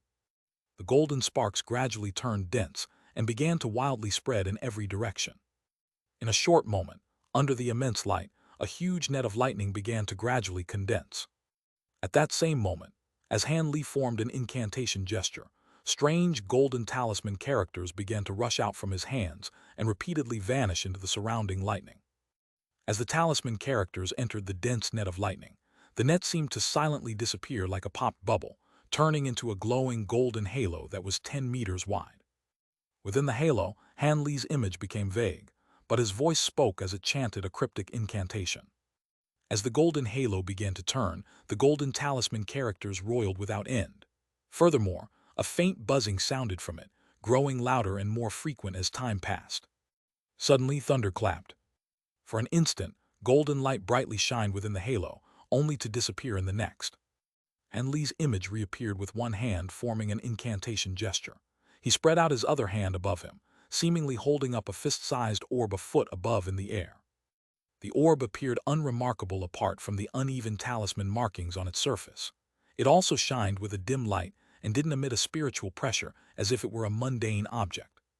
When the demon monarchs saw this, they watched with wonder. At that moment, Han Li wore a solemn face and flicked in the direction of the golden orb with a single finger. Zap! The golden orb shot into the sky in a golden streak. With a few blinks, it vanished from sight. At nearly the same moment, a zap sounded from his other hand. In a flicker of lightning, a massive golden talisman character shot high into the air. A rumble sounded. The nearby sky was suddenly swept up in a windstorm, and dark clouds formed up above where a golden sun can be faintly seen. An astonishing aura capable of worldly destruction suddenly burst out from the golden sun. Countless arcs of electricity wildly flashed from the surface of the sun, followed by a repeated chain of deafening thunder. When the others saw this, their expressions changed. Liu Zhu called out, "Stop, cease your casting. There is no need to release the true power of the divine devil-bane lightning." When Han Li heard this, he could only force a smile and say, "You were a bit too late. My control over the technique is still lacking. I cannot stop it." With those short words, the golden sun repeatedly boomed with thunder and blinked, suddenly releasing a barrel-sized golden light beam downward. Fortunately, the attack landed in an empty area. The area the beam struck was a stone area reinforced with restrictions. But now, the area had turned to ash and there was a 10-meter-wide black hole heading deep down. The golden beam had only lasted the span of several breaths. Following that, the golden sun had strangely vanished. After releasing this strike, Han Li's face turned pale and he gently drifted down with his wings. At that moment, the black clouds scattered and the sky returned to normal. With a blur, one of the crimson-robed men and the white-haired woman appeared at the large hole, and they looked downward. They only saw an endless black, along with the smell of scorched earth. With an odd expression, the white-haired woman muttered, "It really is the lightning wield technique. The fearsomeness of the divine devil-bane lightning is as legend says. We can neither block this attack nor dare to receive it." The crimson-robed man was shifting his gaze as he looked at the hole as if lost in thought. Liu Zhu and Mu Qing remained in their original places. The two glanced at each other, clearly knowing how powerful Han Li's lightning wield technique was. Mu Qing had already seen Han Li use it several times and was no longer excited by its appearance. Mu Qing smiled and said, "Fellow Taoists, I hope fellow Taoist Han's display was to your satisfaction." Liu Zhu nodded and asked, "Although he still isn't very proficient, his might is unquestionable. He'll be able to destroy the infernal river restriction. However, when I saw his casting, I also saw how he was able to avoid divine lightning backlash. When fellow Taoist Han originally refined the golden lightning bamboo magic treasure, was your magic power also several times greater than your peers?" Already landed on the ground, Han Li said with an amazed tone, "That's right. I've long ago cultivated a strange technique. Although my cultivation speed was a bit slower, my cultivation was deeper than my peers. Could it be because of this that I don't suffer divine lightning backlash?" Liu Zhu calmly explained, "Although it isn't solely due to this, it is the most important factor. After all, magic power is the basis of all abilities. When similar abilities are displayed by those of differing cultivations, the ability's power is different as well. With magic power far exceeding your realm, you are able to control your divine devil-bane lightning and suppress your lightning backlash." In addition, fellow Taoist Han previously learned a different lightning controlling technique, reducing the odds of backlash even further. "From your words, it seems that backlash is still possible in the future," Han Li said with a changed expression. Liu Zhu continued with a calm voice, "Maybe not. In addition to your dense magic power, it is possible you've stayed safe until today because you consumed a worldly treasure, have another strange treasure in your body, cultivating some wondrous technique. You've been able to suppress backlash. At the very least, there is some reason why you've never shown signs of backlash. I won't say anything about the future, but you have no need to worry about it with your present cultivation." Although Han Li didn't dare to completely accept his words, his expression turned unsightly nonetheless. Even if he currently had no problems, after his cultivation progressed, he would no longer be able to restrain the divine lightning backlash. When the beautiful white-haired woman heard Liu Zhu, her eyes narrowed and suddenly turned to the woman in the black light and coldly asked, "Little sister Mu Qing, since you've had us gathered here, it can't be only to show fellow Taoist Han's lightning. What else do you have to say?" Mu Qing briefly paused and soon chuckled. With no intention of hiding her plans, she leisurely said, "That's right. Since brother Liu Zhu recognized the power of fellow Taoist Han's divine devil-bane lightning, I believe in 2 years, fellow Taoist Han won't need to visit elder sister Lan again. For the remaining years, have him properly practice the lightning control techniques in my cave. How do you feel?" The white-haired woman's expression sank and imposingly said, "Even if Han Li has a grasp over the lightning wield technique, there are differences in the lightning control techniques we understand. Why can't fellow Taoist Han learn under me for 2 years? Besides, we've already come to an agreement on this. I won't accept your changes." Mu Qing chuckled and casually said, "Elder sister Lan's words are wrong. We only want to borrow fellow Taoist Han's divine devil-bane lightning to eliminate the restriction on the infernal river. Why is there a need to do so much? As for the agreement, since the circumstances have changed, A few temporary changes should be acceptable. The white-haired woman no longer addressed Mu Qing and turned to the other two, saying, "Brother Liu Zhu, fellow Taoist Dai Zhu, what do you think? Will you approve of Mu Qing's words?" One of the crimson-robed men chuckled and casually declined. "I don't understand a single aspect of lightning control. I'll leave it to you to decide." It seemed he didn't wish to involve himself with this dispute. The white-haired woman was stunned at Dai Zhu's response and wore a puzzled expression. She then turned to the mysterious Liu Zhu. Shrouded in his black cloak, he lowered his head in thought.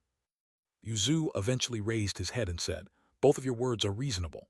On one hand, fellow Taoist Han's control over his lightning is sufficient, and fellow Taoist Lan's tutelage is no longer necessary. On the other, this matter was already decided in advance and it would be unfair. How about this? I view that the 2 years are unnecessary. How about fellow Taoist Lan only instructs Han Li for a single year, and for the remaining time he can stay at his own residence?" When they heard this, the white-haired woman frowned and Mu Qing grew silent. Letter 1D4 1F, letter 1D4 2B, letter 1D5 56, letter 1D5 F2, letter 1D6 04, letter 1D6 AT, letter 1D5 54, letter 1D5 60, letter 1D4 26. When Liu Zhu saw they were silent, he said with a cold tone, "I know you two are unwilling to accept these conditions, but don't forget what's important: entering the infernal river. If you harbor resentment and make a mistake during this matter, then all your pettiness will cause you to lose everything. Could it be that you truly wish to renounce your once-in-10,000-year opportunity?" With that said, the women's expression stirred, and they couldn't help but exchange a glance. The beautiful woman's expression stirred and her lips stirred, sending voice transmissions to Mu Qing. Once Mu Qing heard this, her expression vastly changed. After a while, she eventually said, "What you say is true, but are you willing to hand it over to me?" The white-haired woman replied, "Little sister Mu should understand. With my ghost body, the object isn't worth much to me, even if it were more wondrous." "Then I agree to your conditions." The white-haired beauty seemed to hold something extremely important to Mu Qing and promptly persuaded her. "Good. I hope little sister Mu Qing won't be going back on her word." The white-haired woman sweetly smiled and rose into the air in a yin wind, then flying off in a gray streak. The two crimson-robed men paused when they saw this, but Liu Zhu showed no surprise and simply watched the white-haired woman fly off. Mu Qing grinned and said, "Fellow Taoists, I've already settled things with elder sister Lan. Fellow Taoist Han won't need to head over to her. For the remaining time, let's have fellow Taoist Han live in his own residence and practice controlling lightning. What do you think, fellow Taoists?" With an ordinary expression, one of the crimson-robed men let out an odd laugh and said, "I did say I'd leave it to you. I won't interfere. So long as it doesn't affect the important event, I have no objections," Liu Zhu coldly said. Mu Qing was overjoyed. Han Li originally stood in place and sighed. Not knowing anything about the circumstances, Mu Qing and the white-haired beauty had come to an agreement. This caused him to feel sullen and apprehensive. Not long after, Liu Zhu and the two blood-robed men departed. When Mu Qing called out to Han Li, he followed her back into the hall. Sitting on a huge golden flower, Mu Qing calmly said, "Fellow Taoist Han, you should have heard us. Now I will explain a few things to you and resolve your doubts. You may ask me 3 questions. Take note that you only have 3. I will not answer anything past that, but in exchange I will require you do help me with something after we enter the infernal river region." Han Li felt his heart tremble and he cautiously asked, "Do what?" Mu Qing stared at him and slowly said, "In these 2 years, I've given you much instruction on cultivation. With the addition of these 3 questions, I'm not asking for much." "Of course, but Han Li forced a smile, thinking of something to say. But Mu Qing then raised her hand and explained, "Don't worry, I won't have you do anything outside of your abilities. In the end, I only want to borrow your divine devil-bane lightning. Why else do we hold such a favorable attitude towards you?" Mu Qing's expression turned sullen. Han Li felt his heart relax. After a moment of thought, he asked, "Since you've said this, I won't decline. So long as it's within my abilities and there is no danger to my life, I will agree to help you with this one matter." Mu Qing darkly smiled and held his arms behind her back. "You sure are covering your bases, but that is no matter. Go ahead and ask your questions." Han Li raised his head and looked at her, asking, "I wish to know what is the infernal river area. Also, what dangers are there?" Mu Qing found Han Li's question unsurprising and gravely explained, "The infernal river is something we unintentionally discovered in the deepest layer of the Earth abyss. It is an independent space, containing yin qi filled with various ghosts and harmful spirits.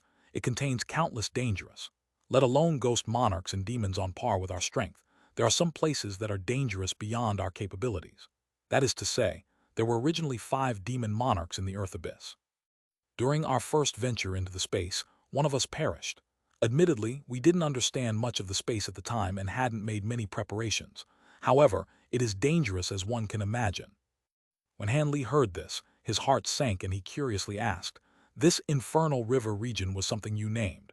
There must be a reason why you call it this place." Fellow Taoist Han, is that your third question?" Mu Qing said with a sweet laugh. "Of course not, my third question is."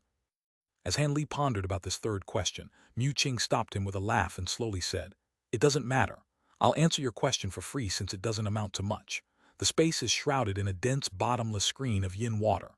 If someone enters the water, a myriad of souls will immediately engulf you and turn you into a yin corpse eternally flowing in the yin water. That is why we gave it that name." "So it was like that," Han Li muttered. He now had a vague impression of the infernal river region. Mu Qing coldly said, "All right, I will answer one last question. Think about it carefully." After some thought, Han Li said, "I want to know what you want me to do after we enter the infernal river." Although he wanted to ask about the demon monarch's plans in the infernal river, matters concerning himself were more important. He would feel apprehensive if he didn't ask about this. "You truly want to ask about that?" Mu Qing said with surprise. "That's right, please answer me," Han Li said with a determined tone. The woman indifferently said, "Since you used your last question, I may as well tell you. It's rather simple. I want you to accompany me in fetching an item of great use to me. However, this item is guarded by an extremely powerful devil wherever it is located. It would be difficult by myself, but with your divine devil-bane lightning, you'll be able to restrain them." Han Li frowned and astonishedly said, "A devil? Wasn't the infernal river a gathering spot for ghosts? The majority of creatures there are ghosts and yin souls, but there are a few devils among them. Don't ask me for the reason since I don't know as well," Mu Qing said with an unquestionable tone. Han Li felt speechless. "But you don't have to worry. With my help and the power of the divine devil-bane lightning, the devils will be no problem. Besides, so long as we acquire what I want, I'll bestow you a treasure. As the holy disciple of the Flying Spirit tribe, you'll definitely be interested in it." A cunning glint flickered in her eyes. "A treasure," Han Li said doubtfully. "When the Earth Abyss demon wave erupted, I took the risk of killing a Flying Spirit tribe elder and acquired a vial of true holy blood from his body. According to my knowledge, even if it isn't the blood of your branch's deity, it is still a priceless treasure." "What kind of blood is it?" Han Li asked with alarm. Mu Qing answered with an enticing tone, "The true spirit blood of the rainbow peacock. What do you think about it? Even if you can't use it, if you bring it back to your tribe, there will surely be great benefits for you." The Flying Spirit tribe may view the true spirit blood as a holy item, but even other foreign races view the blood with great importance. After all, the blood will have miraculous effects when used for tool and pill refinement. The rainbow peacock in particular was exceedingly famous, a fearsome existence even among the top ranks of bird-type true spirits. Han Li suddenly felt delighted. Of the 12 awakening transformations, he knew of 3 transformations, the rainbow peacock transformation being among them. So long as he ingested the spirit blood and cultivated the technique, he could take the form of a rainbow peacock. 12 awakening transformations were more fearsome the more transformations one knew.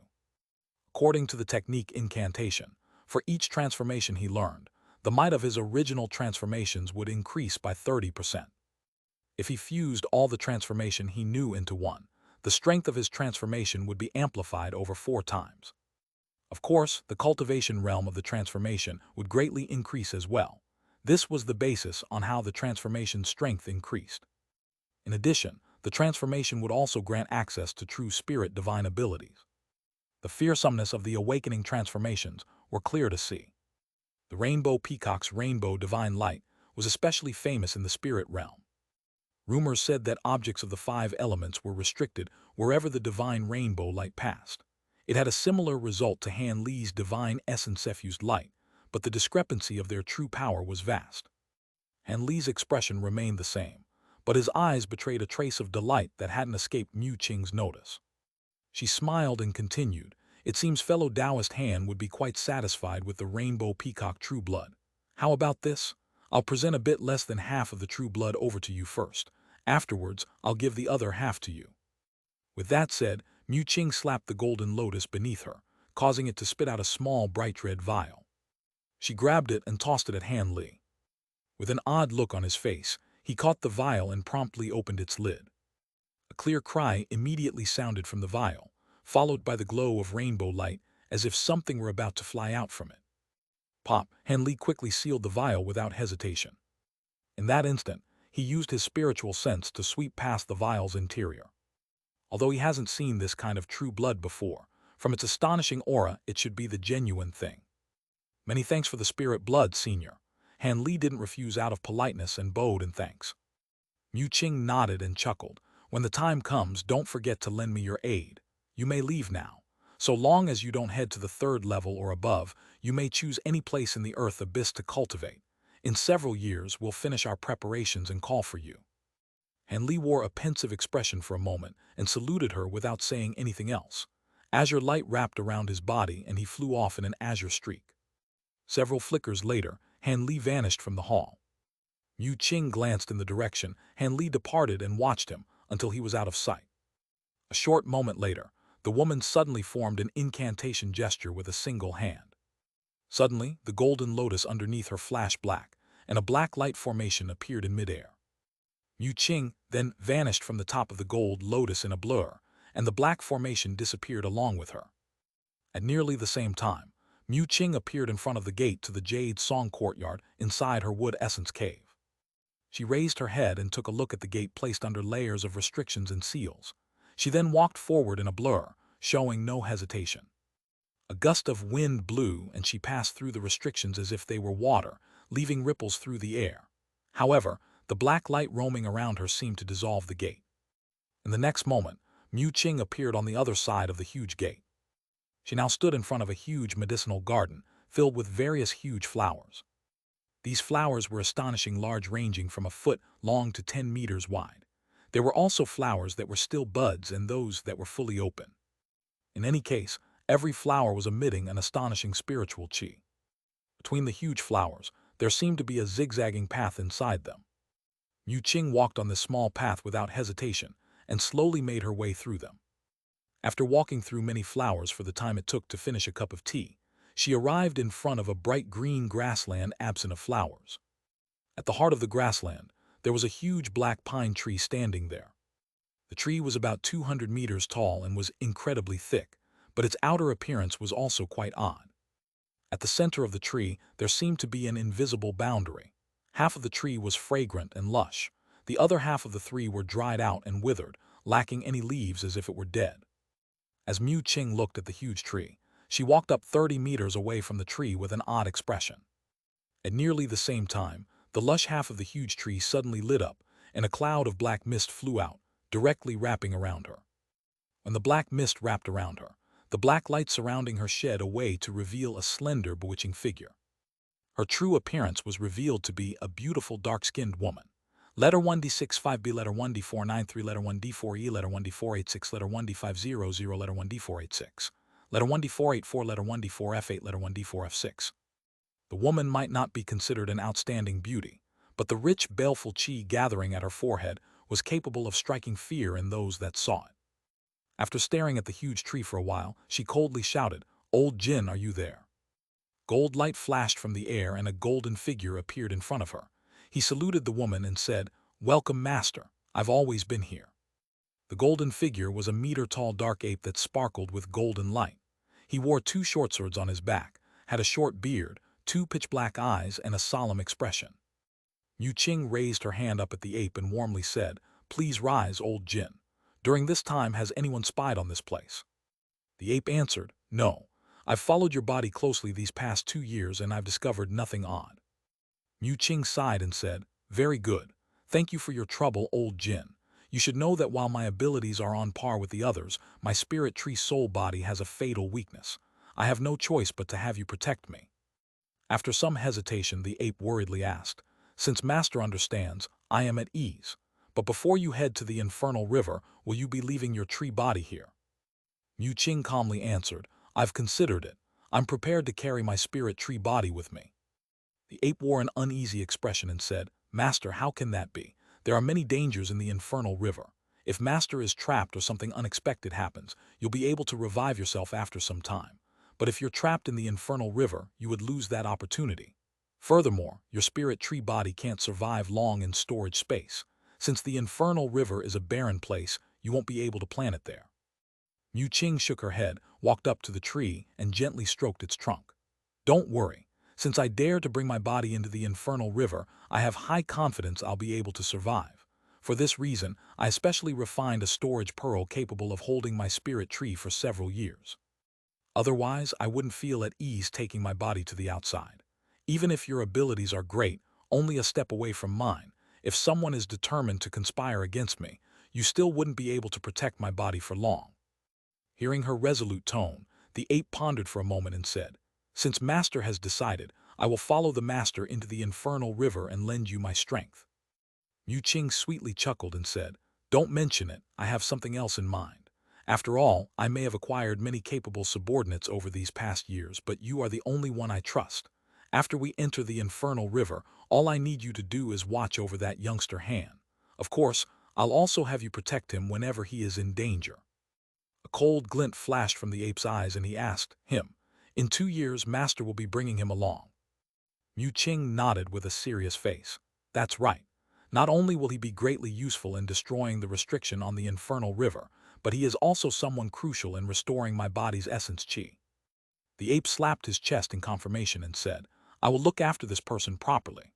Letter 1D487, letter 1D667, letter 1D658, letter 1D4E, letter 1D500, letter 1D4E. Letter 1D658, letter 1D490, letter 1D4AT. Mu Qing muttered to herself for a moment and said, "Before I officially enter the infernal river, there is no need for you to worry about this person.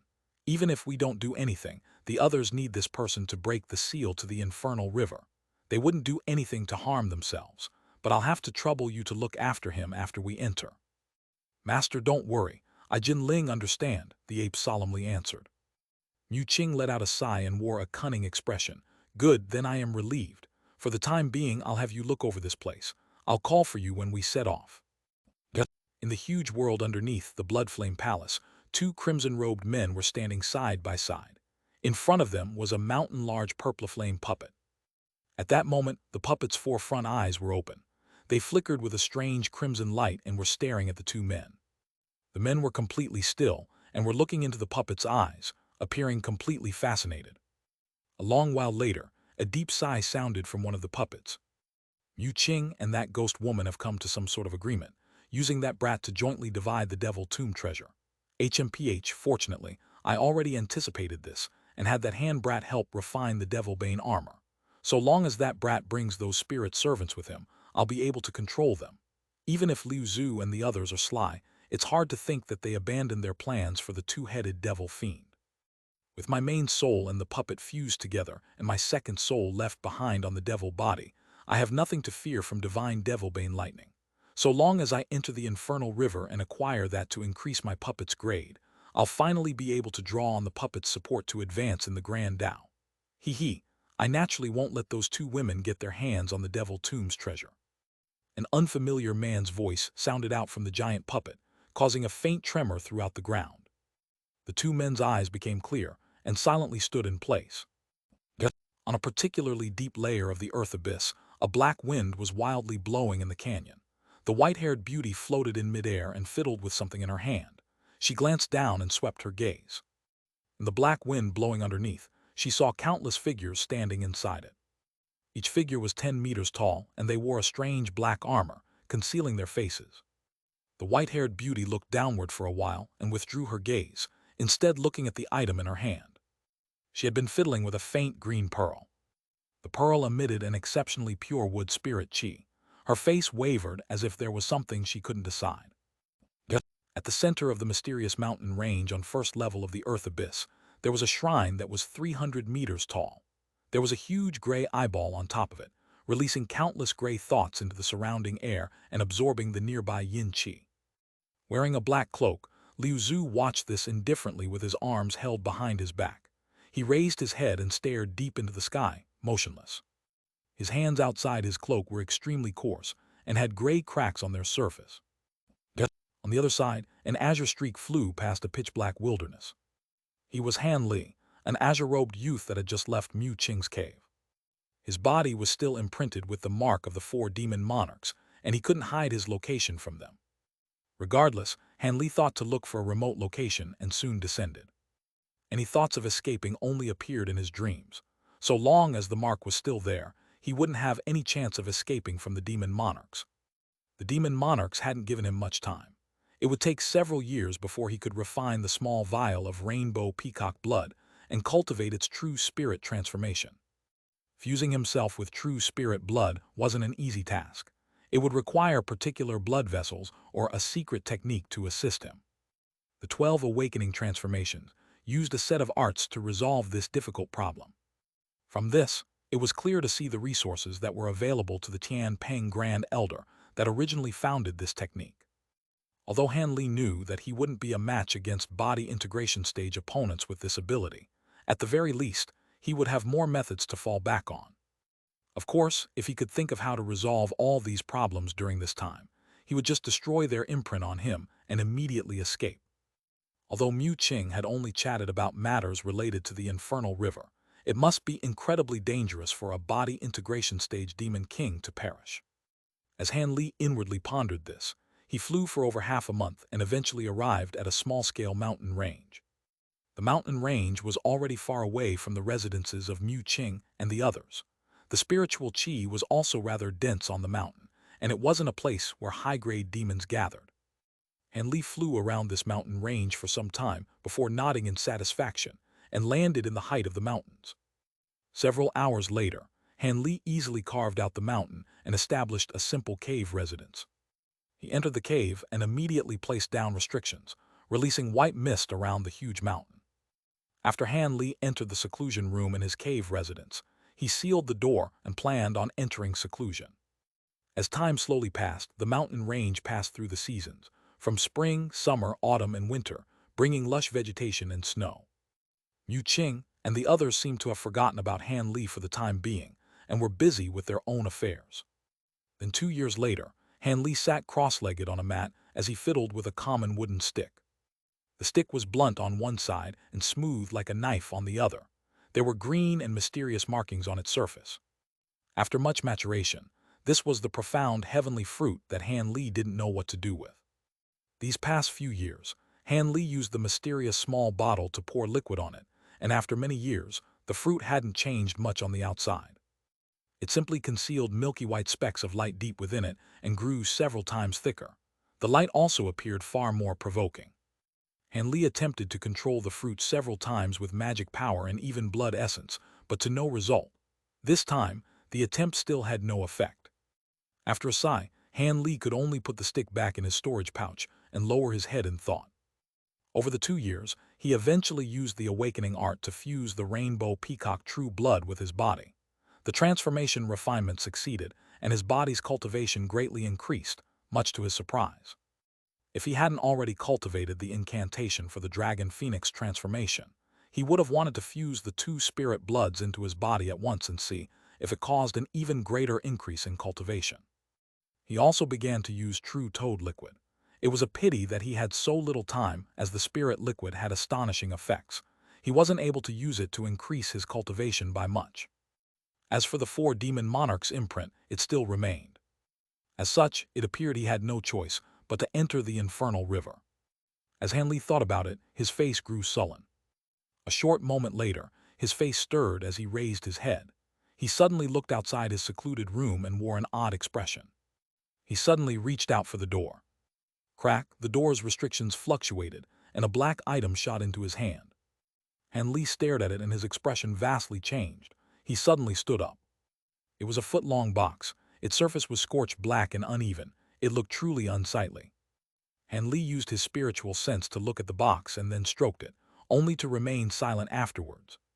Shortly after, he opened the box's lid and a pitch-black ball flew out. The ball spun in front of Han Li and then ruptured into a black mist before disappearing. At that same moment, he felt an itch from his palm. As his heart stirred, he suddenly raised his hand. He saw several small strange characters appear on his hand. They were as small as grains of rice. Han Li glanced at them and shook his wrist.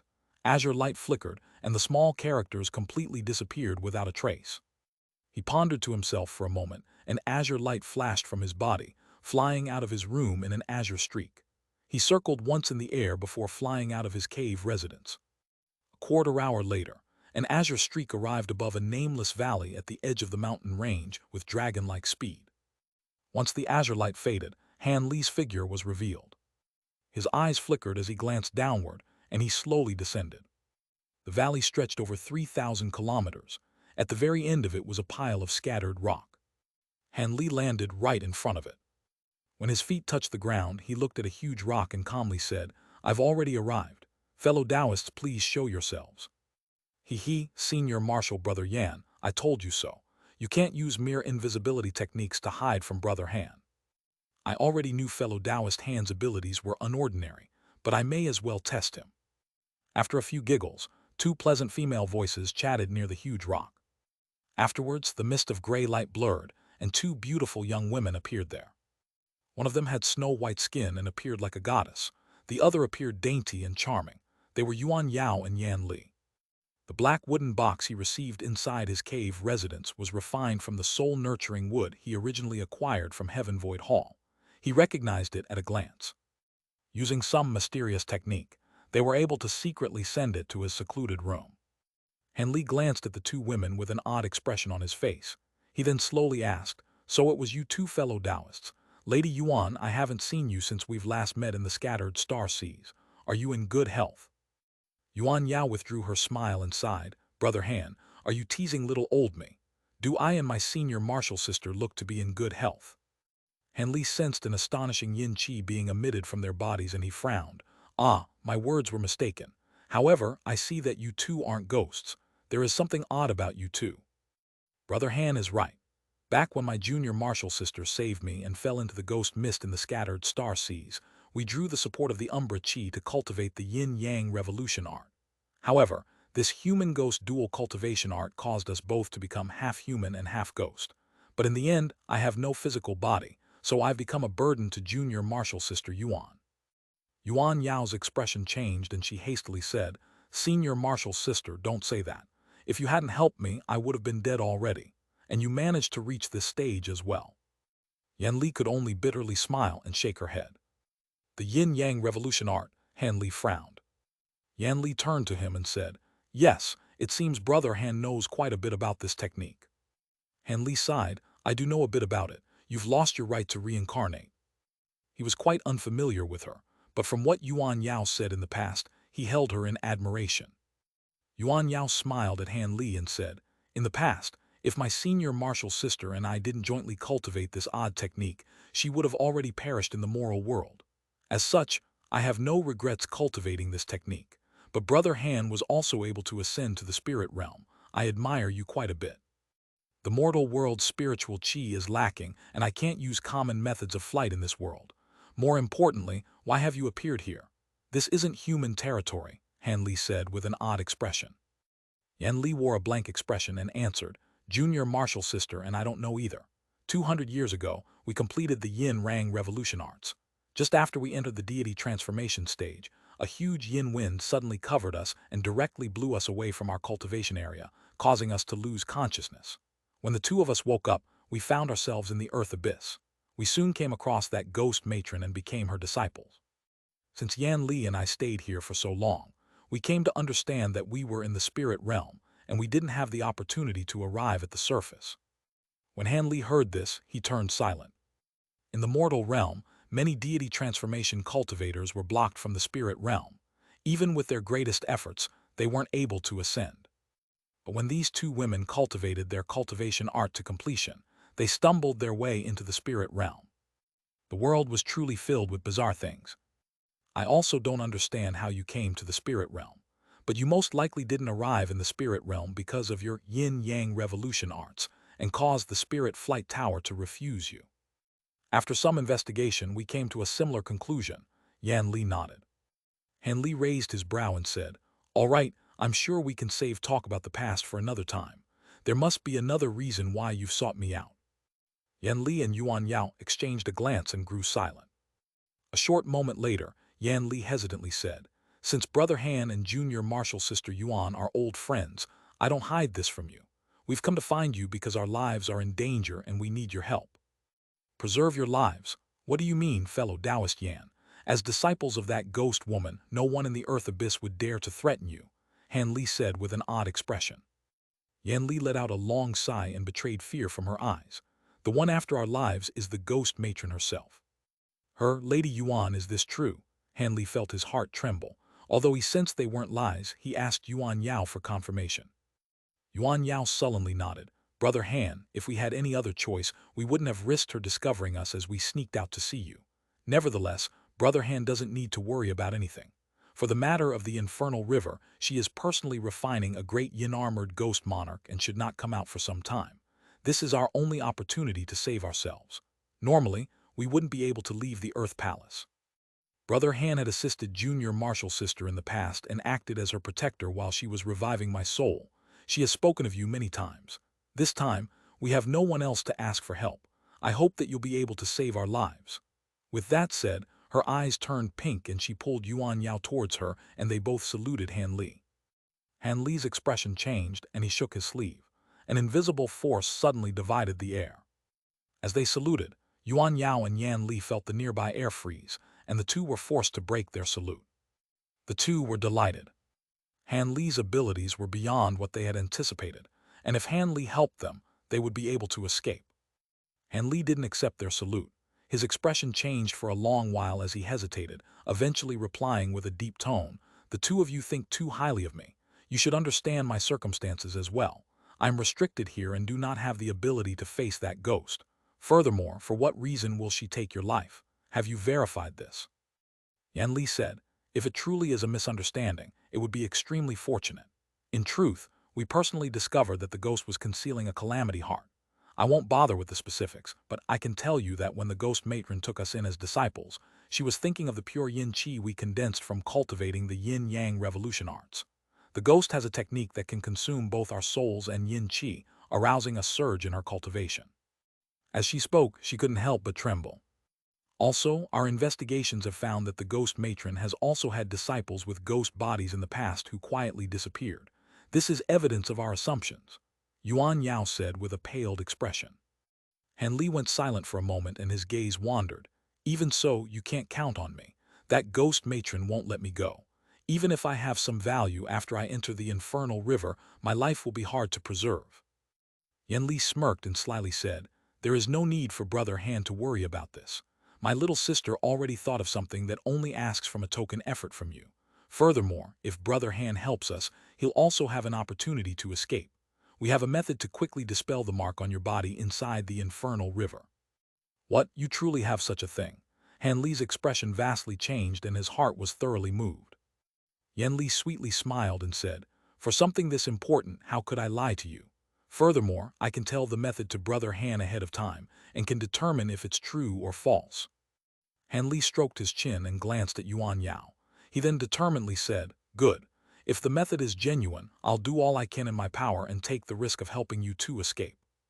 "We sure found the right person. Brother Han, listen well."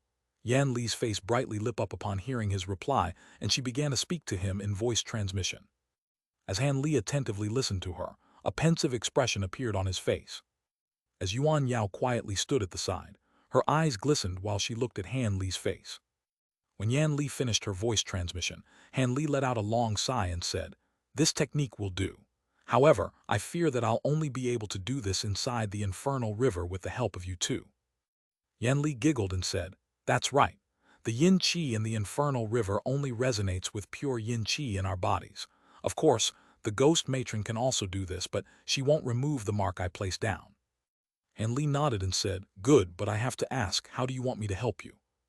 Yuan Yao slowly said, "I suppose it would be impossible to make the ghost matron completely abandon us, but it would be possible to have her postpone consuming us. So long as we can delay it until after we enter the infernal river, we will have an opportunity to escape their control." Han Li's brow stirred and he didn't immediately answer. He knew the two would go into more detail. As a result, Yan Li immediately continued, "The ghost matron and the other monarchs view Han Li's assistance with great importance. So long as we leak out that we were old friends of deep importance and brother, Han openly displays affection towards little sister Yuan in front of the ghost matron. She would temporarily spare us, even if she had some doubts. Be affectionate towards Lady Yuan. Shocked, Han Li quickly shot a glance at Yuan Yao. Despite the many years she cultivated, when Yuan Yao heard Yan Li's words, her face flushed with a deep red, revealing a lovely appearance. If it's only with words, I will do it. However, the ghost matron and Mu Qing have already come to some sort of agreement. I don't know how effective this will be, Han Li warned. There was something like that. Yan Li's face slightly changed and she wryly laughed. Yuan Yao's expression faintly changed and she wryly laughed. If that's true, there is some risk. But apart from this plan, we have nothing else. We'll only be able to rely on our luck and how heavily the demon monarchs view Brother Han. After some thought, Yan Li solemnly said, "Let's go with that. Fellow Taoist Han has confirmed our words, so we may as well speak of more serious things. We'll have the ghost matron believe that Brother Han is infatuated with junior martial sister Yuan. In this case, the ghost matron should be somewhat apprehensive and shouldn't dare to harm us. In addition, the ghost matron knows a bit about our history, so fellow Taoist Han's disguise as a flying spirit tribe member must be broken." Han Li shook his head and said, "My disguise as a flying spirit tribe member was only temporary to begin with. I don't care if the ghost matron knows or not. They don't care about my identity as a flying spirit tribe member, but the divine devil bane lightning I carry." Yan Li proposed. In that case, we're relieved. There is no time to lose. Once the ghost matron emerges from seclusion, let's act according to plan. So long as she doesn't touch on our true plan, fellow Taoist Han may as well reveal a few details about our time in the mortal world.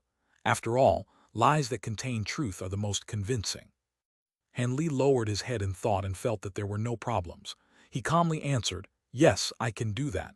I will do my best to assist you." The two felt great relief when they heard this, and they couldn't help but look at Han Li with a close attitude. The three then chatted about the particulars a bit more, and the two women said their farewells.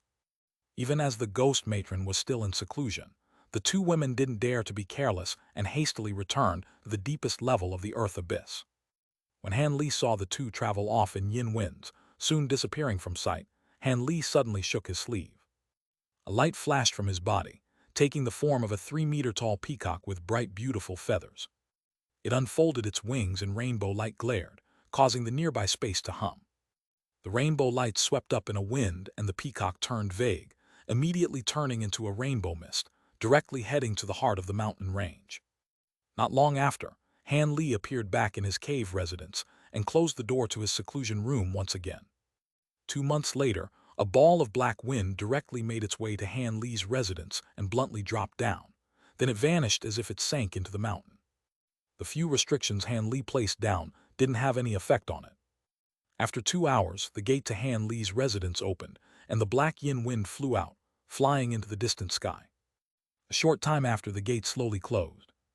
As time quickly passed, the mountain was covered twice over in snow. Winter had passed twice. On the 7th level of the Earth Abyss, dark qi gathered there the densest. There were a few powerful Earth Abyss demons that have yet to gain sentience, but the 4 demon monarchs held them in fear regardless. Even the white-haired beauty that was particularly fond of yin qi was unwilling to establish her cultivation palace on this floor, and instead established it on the floor above. But one day on the 7th level, countless demons arrived from a desolate gray desert in dense formations of untold size. Most of them consisted of a few common, low-grade Earth Abyss demons, and there were a few that appeared odd. A portion of them was covered in a large yin wind, faintly revealing countless ghost images. Furthermore, they wailed with ghostly howls, causing the other demons to distance themselves in fear. Above these yin winds floated the white-haired beauty, and behind her stood 8 black figures. They were all 10 meters tall and donned an especially sinister set of armor. There were a few that were unharmed and those that wielded blades. As for their faces, they were blurred and couldn't be seen. Near the 8 black figures, there were 2 beautiful women floating at their side. They were Yuan Yao and Yan Li. And outside the scope of the black winds, there was an arrangement of puppets of various heights and styles. Most of them were carved out of claw and were 10 meters tall. Their bodies flickered with a gray, white, and brown light, but they were clearly carved with crudeness. A small portion of them was carved out of black-green wood, and there were others were metal-attributed puppets shining with black light. These puppets were refined meticulously regardless of their exterior material, and had a talisman formation on their surface. However, the most eye-catching of the puppets was a purple-red 100-meter-tall puppet that had 6 eyes. This was the colossal Purple-Blood puppet that was refined underneath Dai Zu's Blood Flame Palace. However, this puppet now appeared tens of times smaller, and it no longer appeared as fearsome as before. On the shoulders of the Purple-Blood puppet stood 2 crimson-robed men with their hands behind their back. And at the very front of the puppets and demons, others flew high in the air. A man entirely wrapped in a black cloak were among them. He was the most mysterious of the 4 demon monarchs, Liu Zhu. Astonishingly, a 3-meter-wide eyeball floated above his head and flickered with gray light. Not far away from Liu Zhu floated a huge golden flower. Mu Qing stood above it and looked up the sky with a raised head. Standing at her side was a golden ape wearing swords behind his back and had bright, cold eyes. Beneath them floated over 100 high-grade demons with solemn expressions in half-demon form. And at the ape's side, there was an azure-robed youth with his arms crossed, watching everything in silence. He was Han Li, who had been summoned by force after spending several years in cultivation. At that moment, he was looking at the puppets and demons around him. His face was expressionless, but his heart felt quite shaken. From the number of low-grade demons, they must have represented most of the power the demon monarchs controlled in the Earth Abyss. Besides the demons, the ghosts in the Black Wind and the myriad of puppets were clearly the strongest forces among them. These forces must have taken the demon monarchs several hundreds of years to gather. Their willingness to spend such strength illustrated their determination to succeed in the infernal river. It was unknown what the area contained, but it caused them to risk everything. As Han Li inwardly pondered, he saw Liu Zhu move and his cold voice commanded, "Fairy Mu, the time has come. Quickly offer the blood feed and advance the last blood offering." When Mu Qing heard this, she nodded and waved below her. The several figures flew out from high-grade demons. Each one had bare hands, but had several blood-red pouches at their waist. In the blink of an eye, they flew high into the air and grabbed their pouches, shaking them down into the air. As a series of pops sounded, crimson light flashed. A dozen streams of blood rivers shot out from the pouches. A dense mist of putrid blood qi suddenly scattered and filled the air. The blood rivers condensed in midair and seemed to concentrate together as if they were alive, turning into a 150-meter-wide blood ball. At that moment, Mu Qing stepped on her golden flower, and a black formation suddenly flashed from it. Her figure promptly vanished. In the next moment, the huge blood ball flickered with black light, and Mu Qing reappeared near it. She wore a sullen expression and raised her hand. Suddenly, a small black vial was summoned into the air and flew up to the blood ball. Forming an incantation gesture, the black vial spun and its lid vanished. The vial released several fist-sized black red objects, blurring into the blood ball and disappearing without a trace. After the blood ball absorbed these black red items, the blood scent in the air vanished and was replaced with a dense fragrance. The demons below became restless. The high-grade demons were better off. Although their minds were dulled and their desires rampant, they managed to control themselves. The lower-grade, less intelligent demons all appeared starved and crazed. As for the ghosts in the Black Wind and the puppets, they seemed unscathed. Suddenly, a cold snort sounded from the air. A wave of breath-freezing cold descended from the air, covering their entire surroundings in the blink of an eye. The demons promptly shivered, and a trace of their desires vanished. This was an immense spiritual pressure emitted by Liu Zhu, who already anticipated this would happen. When Han Li felt this, his heart trembled. Of the body integration stage beings he's seen before, Liu Zhu was the strongest among them. Is it possible he is at the peak of body integration stage? Han Li inwardly muttered to himself and resolved himself to never get in his way. With his abilities, he might have a chance at escaping from the other demon monarchs, but when he faced Liu Zhu, he stood no chance. At that moment, Mu Qing stood in front of the huge ball of fragrant blood and began to mutter an incantation. The other high-grade demons began to flee downward, as if they were running for their lives. At nearly the same moment, the blood ball let out a muffled explosion, causing the nearby space to fluctuate. Balls of silver clouds began to form in the air, and they began to spiral, turning into a huge vortex. The vortex was nearly 30 meters wide and contained roiling silver mist. It grew increasingly brighter before it let out a series of ruptures, as if it were about to tear through space. Han Li's expression stirred, and he narrowed his eyes as he looked at the air. A trace of blue light flickered from his eyes.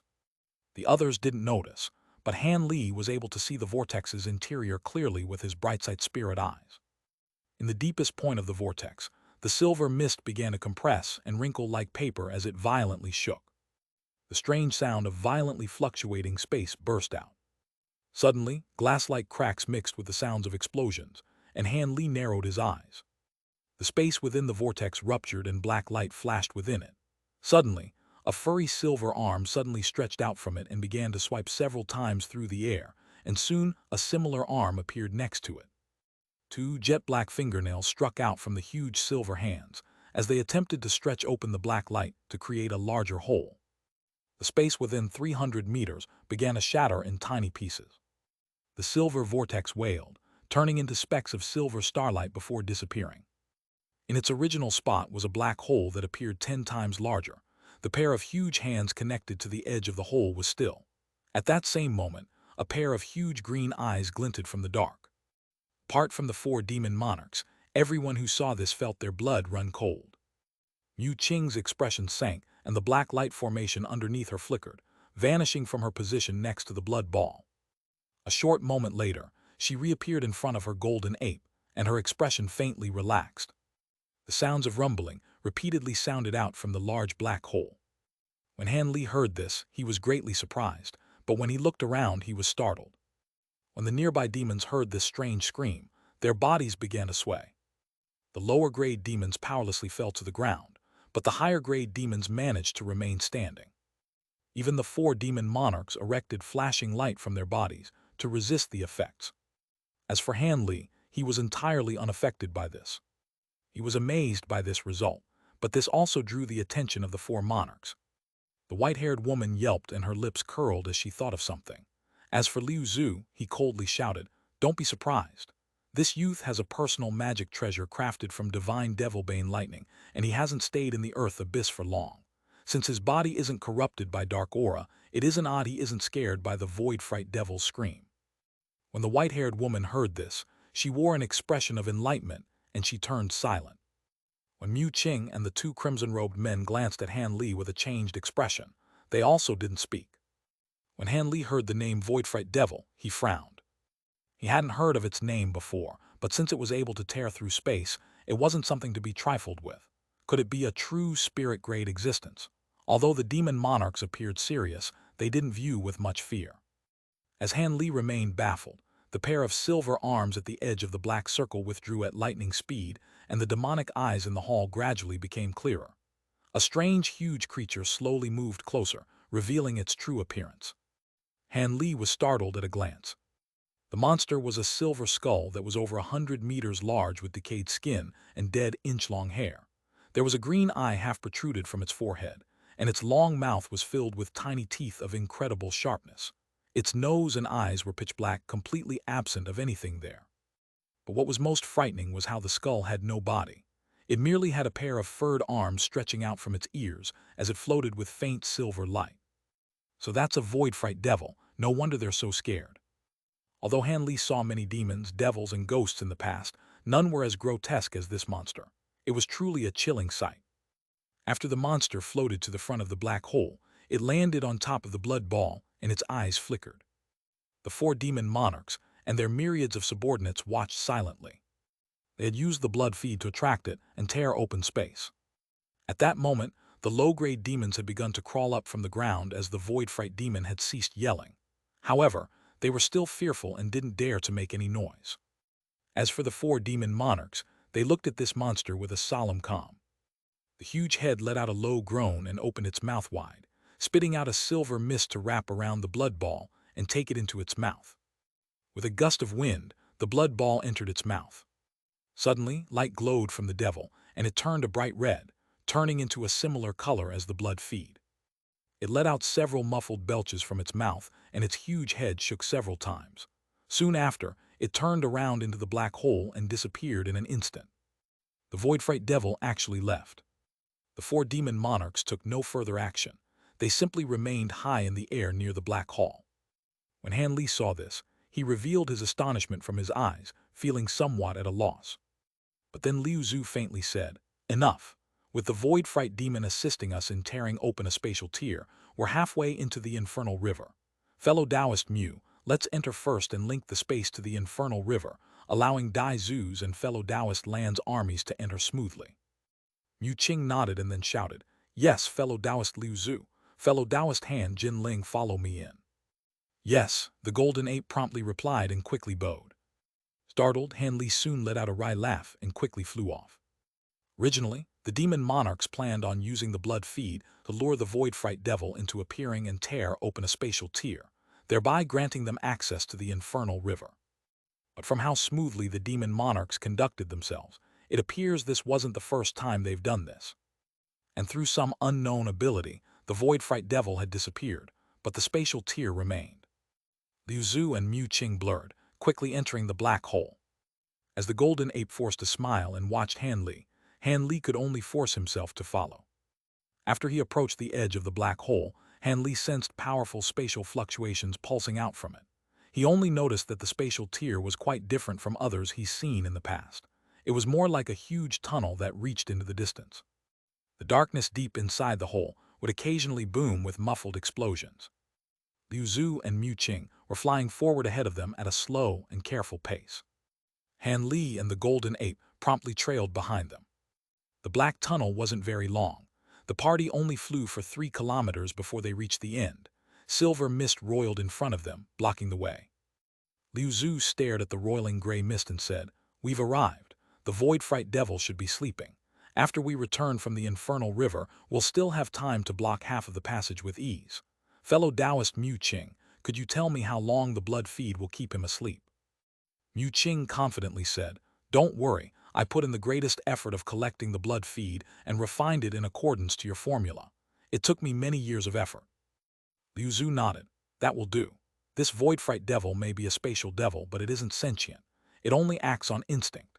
But having previously consumed blood feed a dozen times before, and having consumed the myriad-year-old intoxication medicine in this blood feed, it should be asleep for at least several months.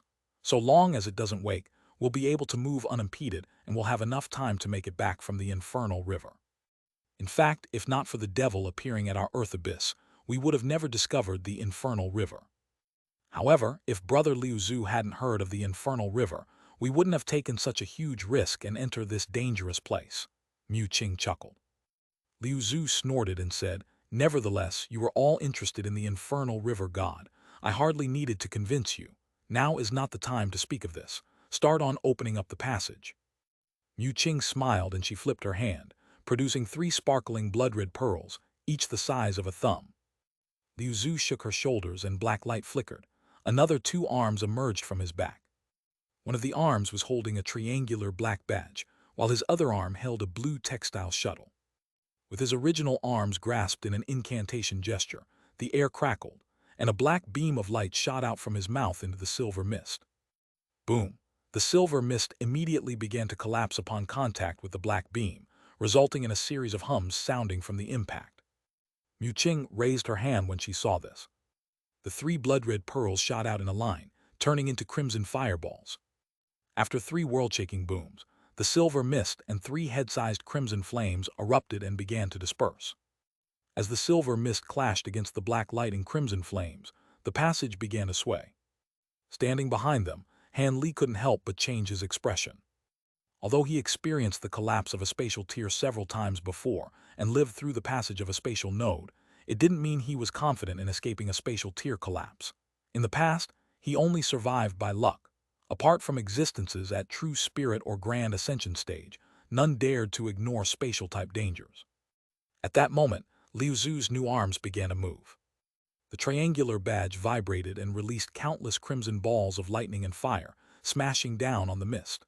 From the shuttle-type magic treasure, it turned into a blue streak in a hum. Mu Qing shook her sleeve, releasing countless green streaks. Afterwards, the 3 attacks joined in and forced the silver mist to gradually collapse.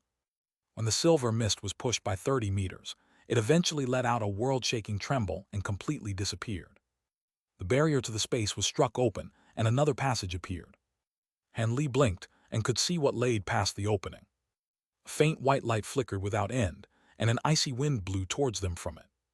Even when he was protected by spiritual light, Han Li shivered as the icy wind blew past him. The coldness of the wind penetrated the light and touched his body directly. If he didn't cultivate the 5 ice flames in his body, he would have suffered quite a bit. Fortunately, the winds only blew for an instant and soon subsided. He let out a long sigh. Liu Zhu looked at the hole and a glint flickered from his eyes. His body blurred as she shot forward. At that same time, he said, "The passage is open. Call for the other fellow Taoists to enter. I'm going to take a look first at the outside." Before they completely heard what he said, he had already entered the white light outside. Yu Qing frowned and she commanded without turning around, "Jin Ling, call for Dai Zhu and fellow Taoist Lan to march their forces. I'm going to bring fellow Taoist Han inside." "Yes, master," the golden ape replied. He turned around and shot off in a golden streak. Han Li then silently flew after Mu Qing to the exit.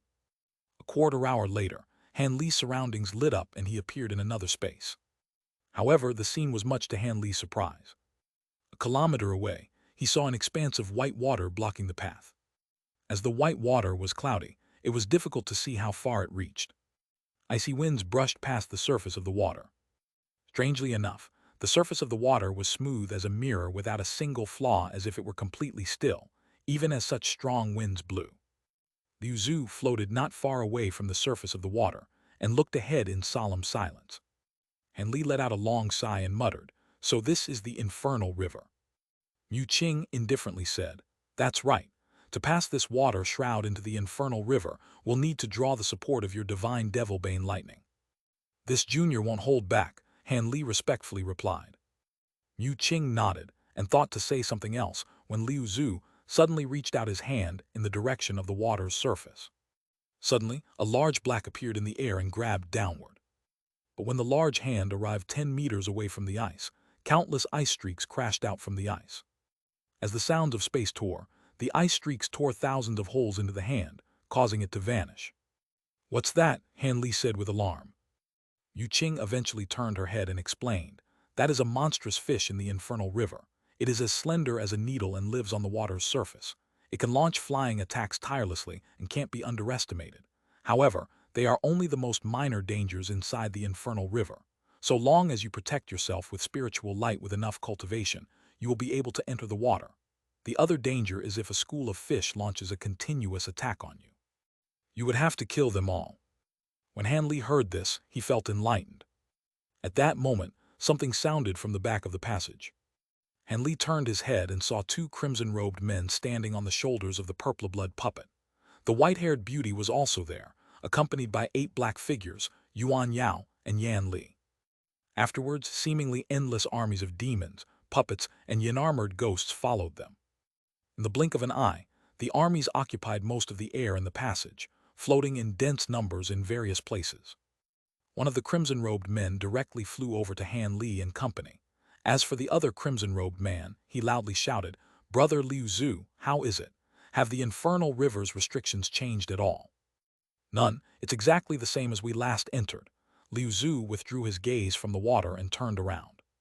"That is to say, we'll have to do the same thing to get rid of the restriction," a crimson-robed man sullenly said. The white-haired beauty flew over and confidently said, "That is so. However, this time we made more preparations. It won't be as harmful as the last time." Liu Zhu turned to look at Han Li and said emotionlessly, "Yes, the most important point is that we join hands to destroy the restriction and separate the river. As for other dangers, you don't need to take them to heart. All right, let's prepare. Fellow Taoist Han, when the time comes, release you divine lightning and aid us in dissolving the devilish qi that scatters from the water. So long as the devilish qi is gone, we'll be able to part the water without a problem." Han Li bowed and calmly said, "Seniors, don't worry. My lightning wield technique has been well practiced. I definitely won't interfere with this matter." "Hee, that's reassuring," a crimson-robed heartily laughed. The others nodded. Soon after, the 4 demon monarchs waved their hands and suddenly, high-grade demons flocked out, taking out strange tools to establish a spell formation. 8 black figures and a dozen black metal-attributed puppets gathered together and prepared something. As for Han Li, as he floated in midair, he shook his sleeve.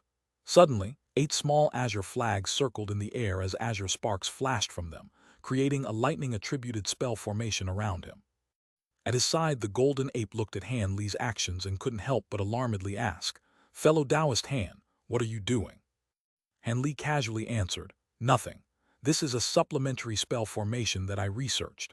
Not only will it stabilize the lightning wield technique, but it will also amplify its might."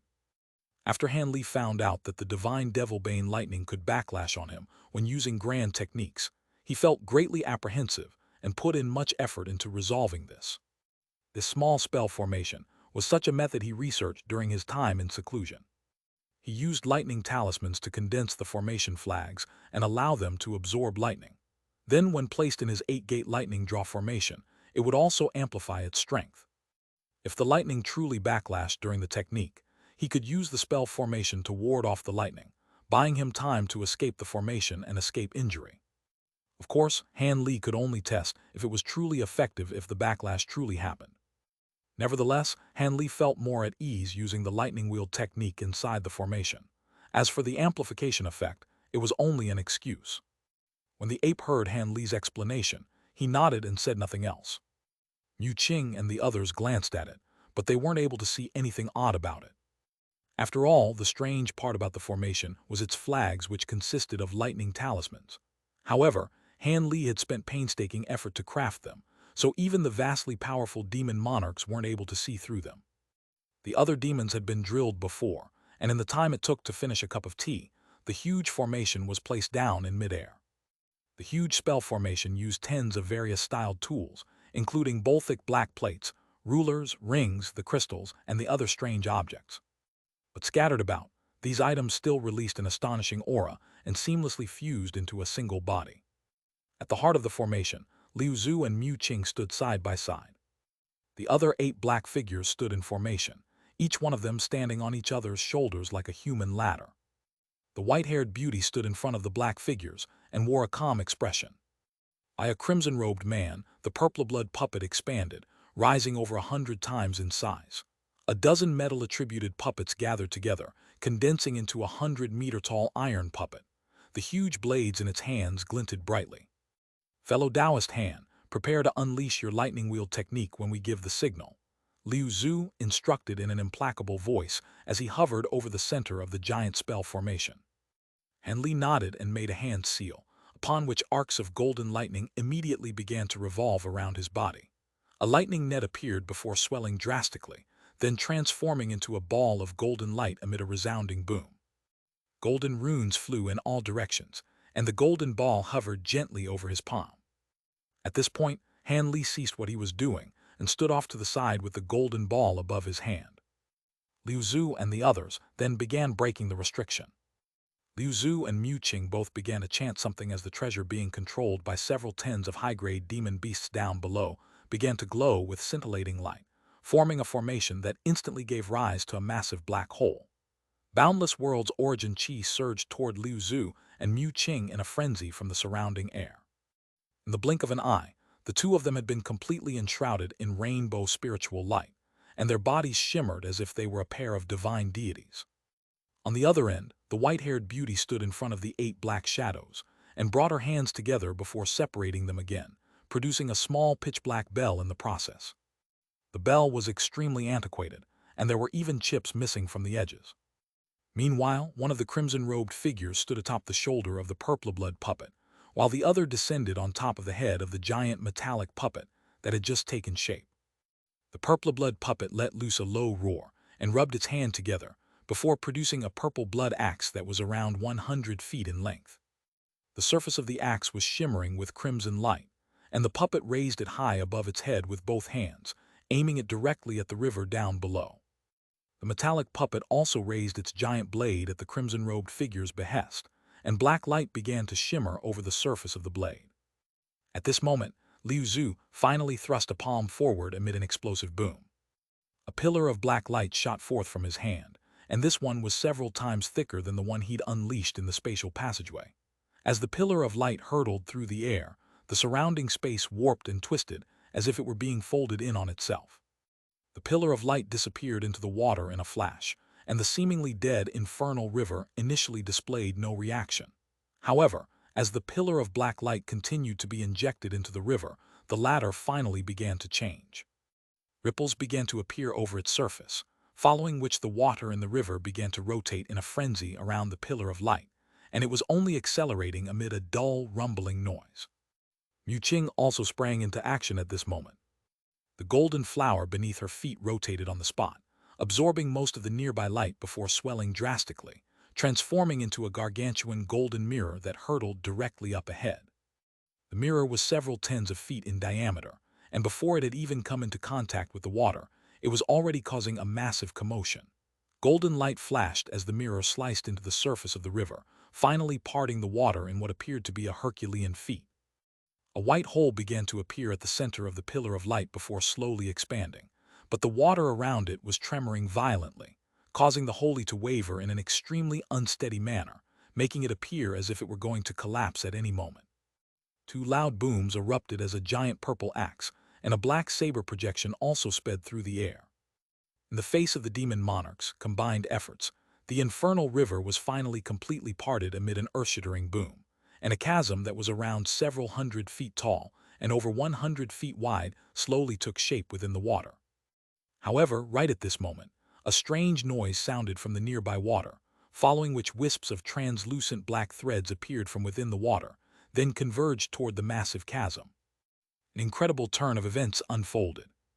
All of the astonishingly fearsome attacks unleashed by the demon monarchs suddenly dimmed, and their powers were quickly being diminished. "What are you waiting for, fellow Taoist Han?" Liu Zhu's cold voice sounded from within the rainbow light. The massive formation that had materialized from the surrounding world's origin chi was rapidly shrinking while sustaining the output of the black pillar of light. The massive golden mirror that Mu Qing had unleashed was also quickly diminishing in size. It was quite clear that both of these abilities were extremely taxing on their reserves of magic power, and even with the power of the spell formation to support them, they wouldn't be able to sustain them for long. Han Li took a deep breath before flicking his 5 fingers toward the golden ball hovering over his palm. The golden shot forth high into the air as a streak of golden light.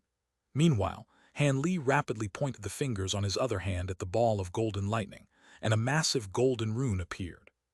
Following a rumbling thunderclap, gale-force winds and dense dark clouds were abruptly swept up in the surrounding area.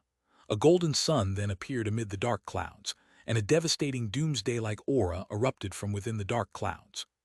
The surface of the golden sun was flashing erratically with arcs of lightning, and dull thunderclaps rang out incessantly. Han Li wore a grave expression as he chanted something in an unintelligible language, then pointed a finger toward the river.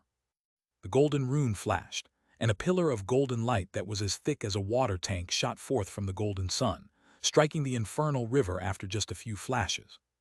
A dull thump erupted from the surface of the water, and in the instant that the golden pillar of light struck the water, it transformed into countless arcs of golden lightning that spread in all directions. Following a loud thunderclap, an astonishing scene ensued. All of the translucent black threads that had surfaced from the infernal river were destroyed without a trace by the golden lightning, much to the elation of the demon monarchs. All of them hurriedly unleashed a barrage of devastating attacks into the river, and the white-haired beauty, who had refrained from attacking this entire time, also let loose a shrill screech. The 8 black shadows behind her suddenly combined their yin qi before sending it surging toward the white-haired woman. Even though these 8 yin amber ghost monarchs were only late spatial tempering stage beings, their combined yin qi was still astonishingly powerful, and a massive ghostly projection appeared above the woman's head. Meanwhile, brilliant black light erupted from the small black bell in her hand, and it instantly rose into the air before expanding to several tens of feet in size. The woman then extended a finger and gently flicked it toward the air. The black bell tolled, and a layer of black light fanned out from its surface, proliferating toward the chasm that had appeared in the infernal river up ahead. A peculiar turn of events then unfolded. As soon as the black light came into contact with the chasm, it instantly transformed into a light barrier to support the walls of the chasm, thereby forming a true passageway. As Liu Zhu and the others continued their relentless barrage of attacks, the chasm deepened further into the infernal river, thus extending the passageway further and further. Han Li was quite surprised to see this, but he had to focus on controlling the golden sun in the sky to continue eradicating the black threads that were relentlessly emerging from the infernal river. One golden pillar of light after another erupted from the sun, assisting Liu Zhu and the others in their efforts. As the chasm continued to extend, the demon monarchs drew upon more of the spell formation's power to ensure that their attacks also extended to match.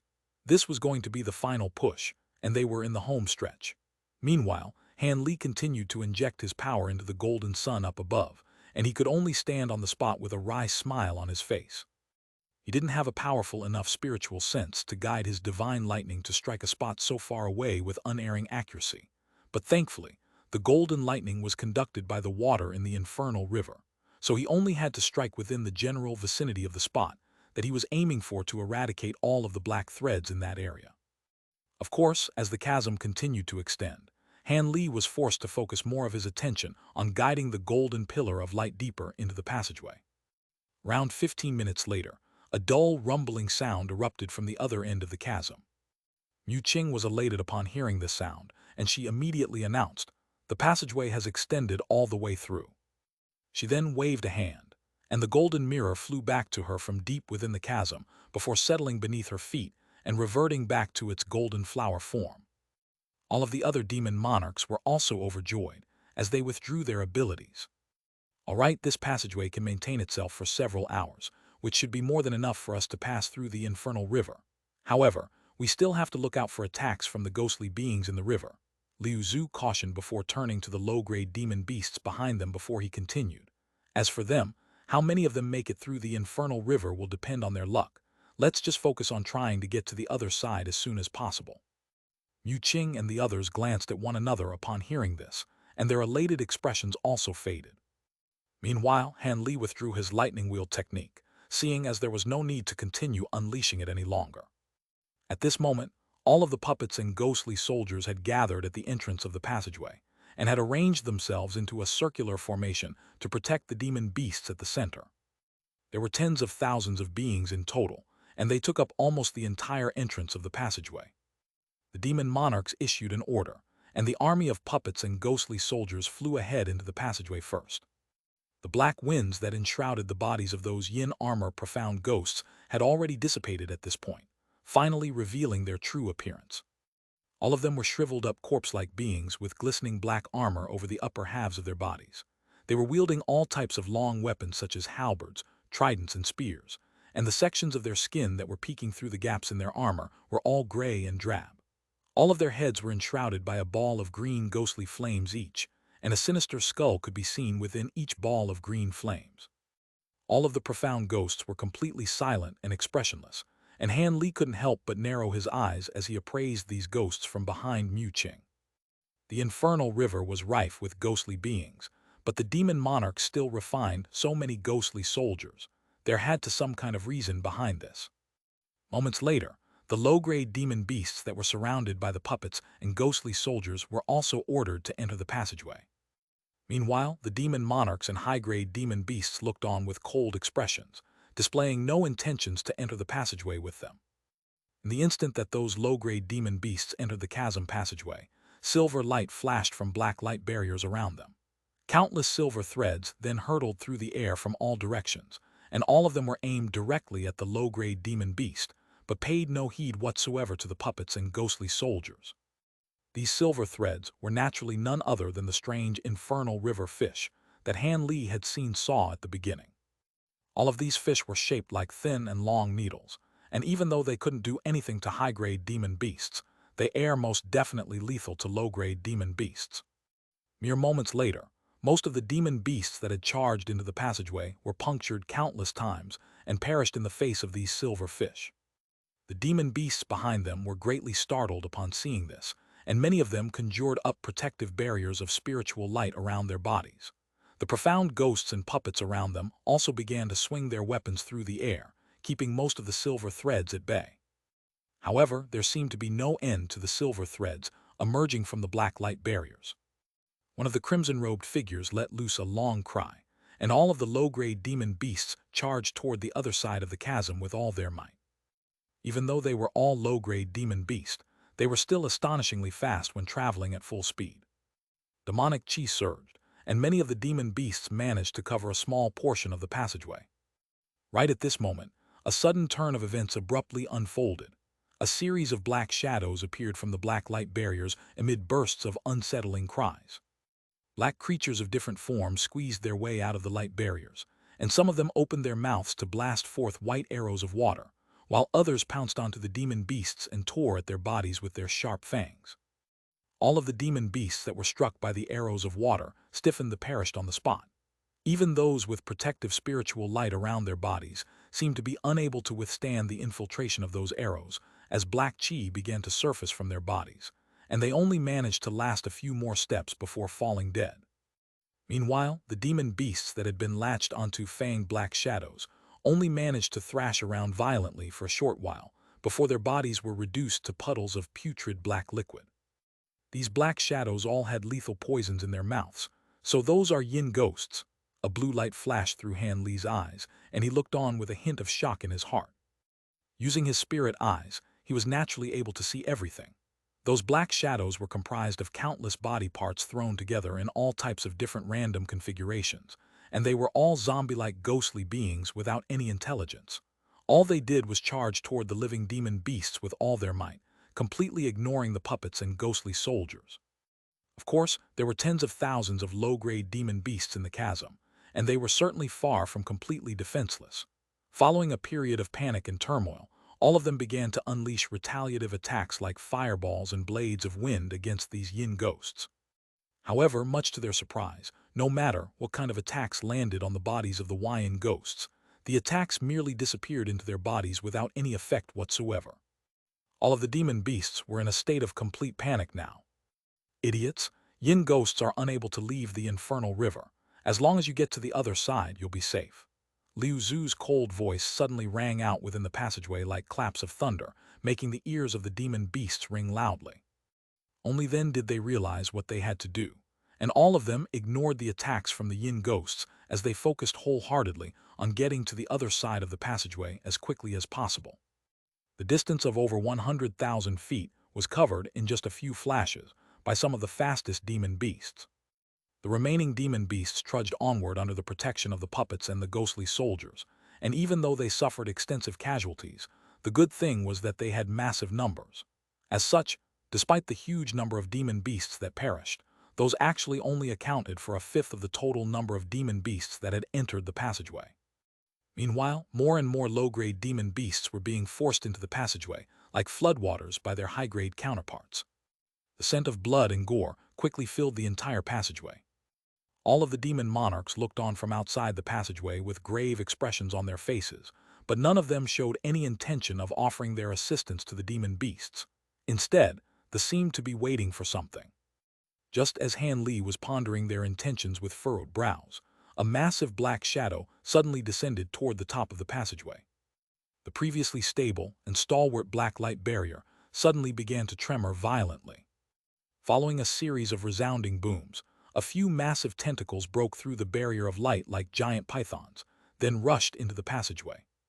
With just a casual swipe, a dozen or so demon beasts were swept up before being dragged out of the light barrier into the infernal river like lightning.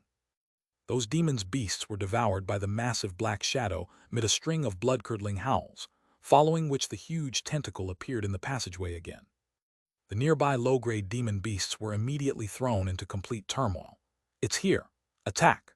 As soon as those tentacles appeared, the demon monarchs were all elated as the white-haired beauty, the two crimson-robed figures, Mu Qing and Liu Zu, abruptly disappeared on the spot amid flashes of spiritual light. In the next instant, the five of them reappeared in the section of the passageway where the tentacles had crashed through. Four of them raised their hand and grabbed the air in unison. Four massive hands constructed from spiritual light different colors instantly materialized in a flash. Each of those hands grabbed onto a tentacle before pulling downward at once. With the combined efforts of four body integration stage beings, even a massive mountain hundreds of thousands of feet tall could most likely be plucked up from the ground. Following a thunderous roar and a resounding boom, the owner of the tentacles was forcibly dragged into the passageway by the four demon monarchs. It was a gargantuan ball of white flesh. It had no nose nor eyes, but it did have a huge mouth that took up most of its body. Furthermore, there were 7 or 8 long tentacles on the upper half of its body, half of which were being held by the hands of spiritual light, but the other half of those tentacles immediately thrashed violently, crashing directly toward the demon monarchs. A cold harump sounded, following which a white streak of sword chi appeared out of thin air. Black light flashed, and the giant ball of flesh was sliced apart down the middle. A humanoid figure then shot forth like lightning, digging something out of the ball of flesh before rapidly darting back. The humanoid figure was none other than Liu Zhu, who had refrained from attacking this entire time, and he was currently holding a white egg-sized crystal that was shimmering in the darkness. We've finally got the infernal spirit crystal. With this thing, it'll be a lot easier for us to overcome that hurdle. Liu Zhu nodded with a pleased expression as he examined the object in his hand. All of the other demon monarchs were also elated to see that they'd secured the crystal so easily. There's only infernal river spirit in an infernal river, and there's no way that we wouldn't catch its attention after making such a massive commotion. It may be quite powerful, but it's no match for our combined powers. One of the crimson-robed figures cackled. The jointed attack they had unleashed just then appeared to be quite simple, but it was something that they had rehearsed countless times. Only then were they able to slay this infernal river spirit with such apparent ease. Mu Qing swept a sleeve through the air, pulverizing the oncoming yin ghosts with a streak of green light as she said, "Now that we have this thing, let's hurry up and pass through this river as well. We're lucky that nothing more powerful than yin ghosts have shown up on this occasion." No one else had any objections, and they all flew toward the other end of the passageway as streaks of spiritual light. At this moment, the high-grade demon beasts had received an order from Liu Zhu and the others, and all of them also sped into the passageway. Han Li and the golden ape followed suit. For high-grade beings like Han Li, these silver fish and yin ghosts were naturally nothing to be feared. Furthermore, they were also flying far more quickly than low-grade demon beasts. Thus, it only took them a few moments to arrive at the other end of the passageway, where they found themselves in a boundlessly cavernous space. At this point, there was still a constant stream of low-grade demon beasts charging into this space through the passageway. After a while, all of the demon beasts as well as the profound ghosts and puppets finally made it through the passageway. The puppet and ghost army was almost completely intact without any casualties, but a portion of the low-grade demon beasts had perished, and many of the survivors were riddled with injuries. Thankfully, all demon beasts had remarkably recovery abilities, so that wasn't a cause for concern. However, the demon monarchs paid no heed to this and were gathered together to discuss something. Meanwhile, Han Li hovered in the air, surveying his surroundings. At this moment, he was at an altitude of tens of thousands of feet, and from his vantage point, he could see that everyone was situated in a bleak barren blank comprised entirely of black soil and dark yellow grass that was a few inches tall. The water from the infernal river formed a white sky overhead that encompassed the entire earth down below. After ascertaining their rough location, Liu Zhu flew over and ordered, "We'll proceed as we originally planned with the yin armor profound ghost leading the way and the puppets taking up the rear." Everyone was immediately cast into turmoil as they hurriedly reorganized themselves into the designated formation. Meanwhile, Han Li remained behind Mu Qing alongside the golden ape. Mu Qing was currently standing atop her giant golden flower and was situated at the center of a group of high-grade demon beasts. Liu Zhu and the white-haired woman led the 8,000 ghostly soldiers at the front, and the two crimson-robed figures were naturally allocated to the rear, where they would control all the puppets. The entire army flew through the air at a rapid rate like a massive black dragon, leaving the passageway behind in the blink of an eye. Several hours later, the army had flown out of this vast expanse of black land, yet the sight that greeted them next made Han Li draw an involuntary sharp breath. There were stark white bones all over the ground, stretching as far as the eyes could see. All types of bones were littered over the plains up ahead, and all of them were of different shapes and sizes, clearly having belonged to many different types of living beings. The bones were all strewn haphazardly over the ground, and they appeared to have been there for an extremely long time. Furthermore, there was a putrid smell wafting toward everyone from deeper within the plains, and that made them even more uneasy. However, the army only stopped momentarily before they were led into this harrowing land of bones by Liu Zhu and the white-haired beauty. They progressed onward for close to 10 kilometers, and their surroundings were still littered with piles of bones, while the putrid odor in the air was only growing more and more unbearable. Han Li had already summoned a layer of protective spiritual light to ward off this godforsaken stench, and blue light was flashing his eyes. He constantly surveyed his surroundings. Even though his spiritual sense was still severely restricted, he was able to see very far with his bright-sight spirit eyes. All of a sudden, Han Li's calm expression stiffened, and he let loose a low cry.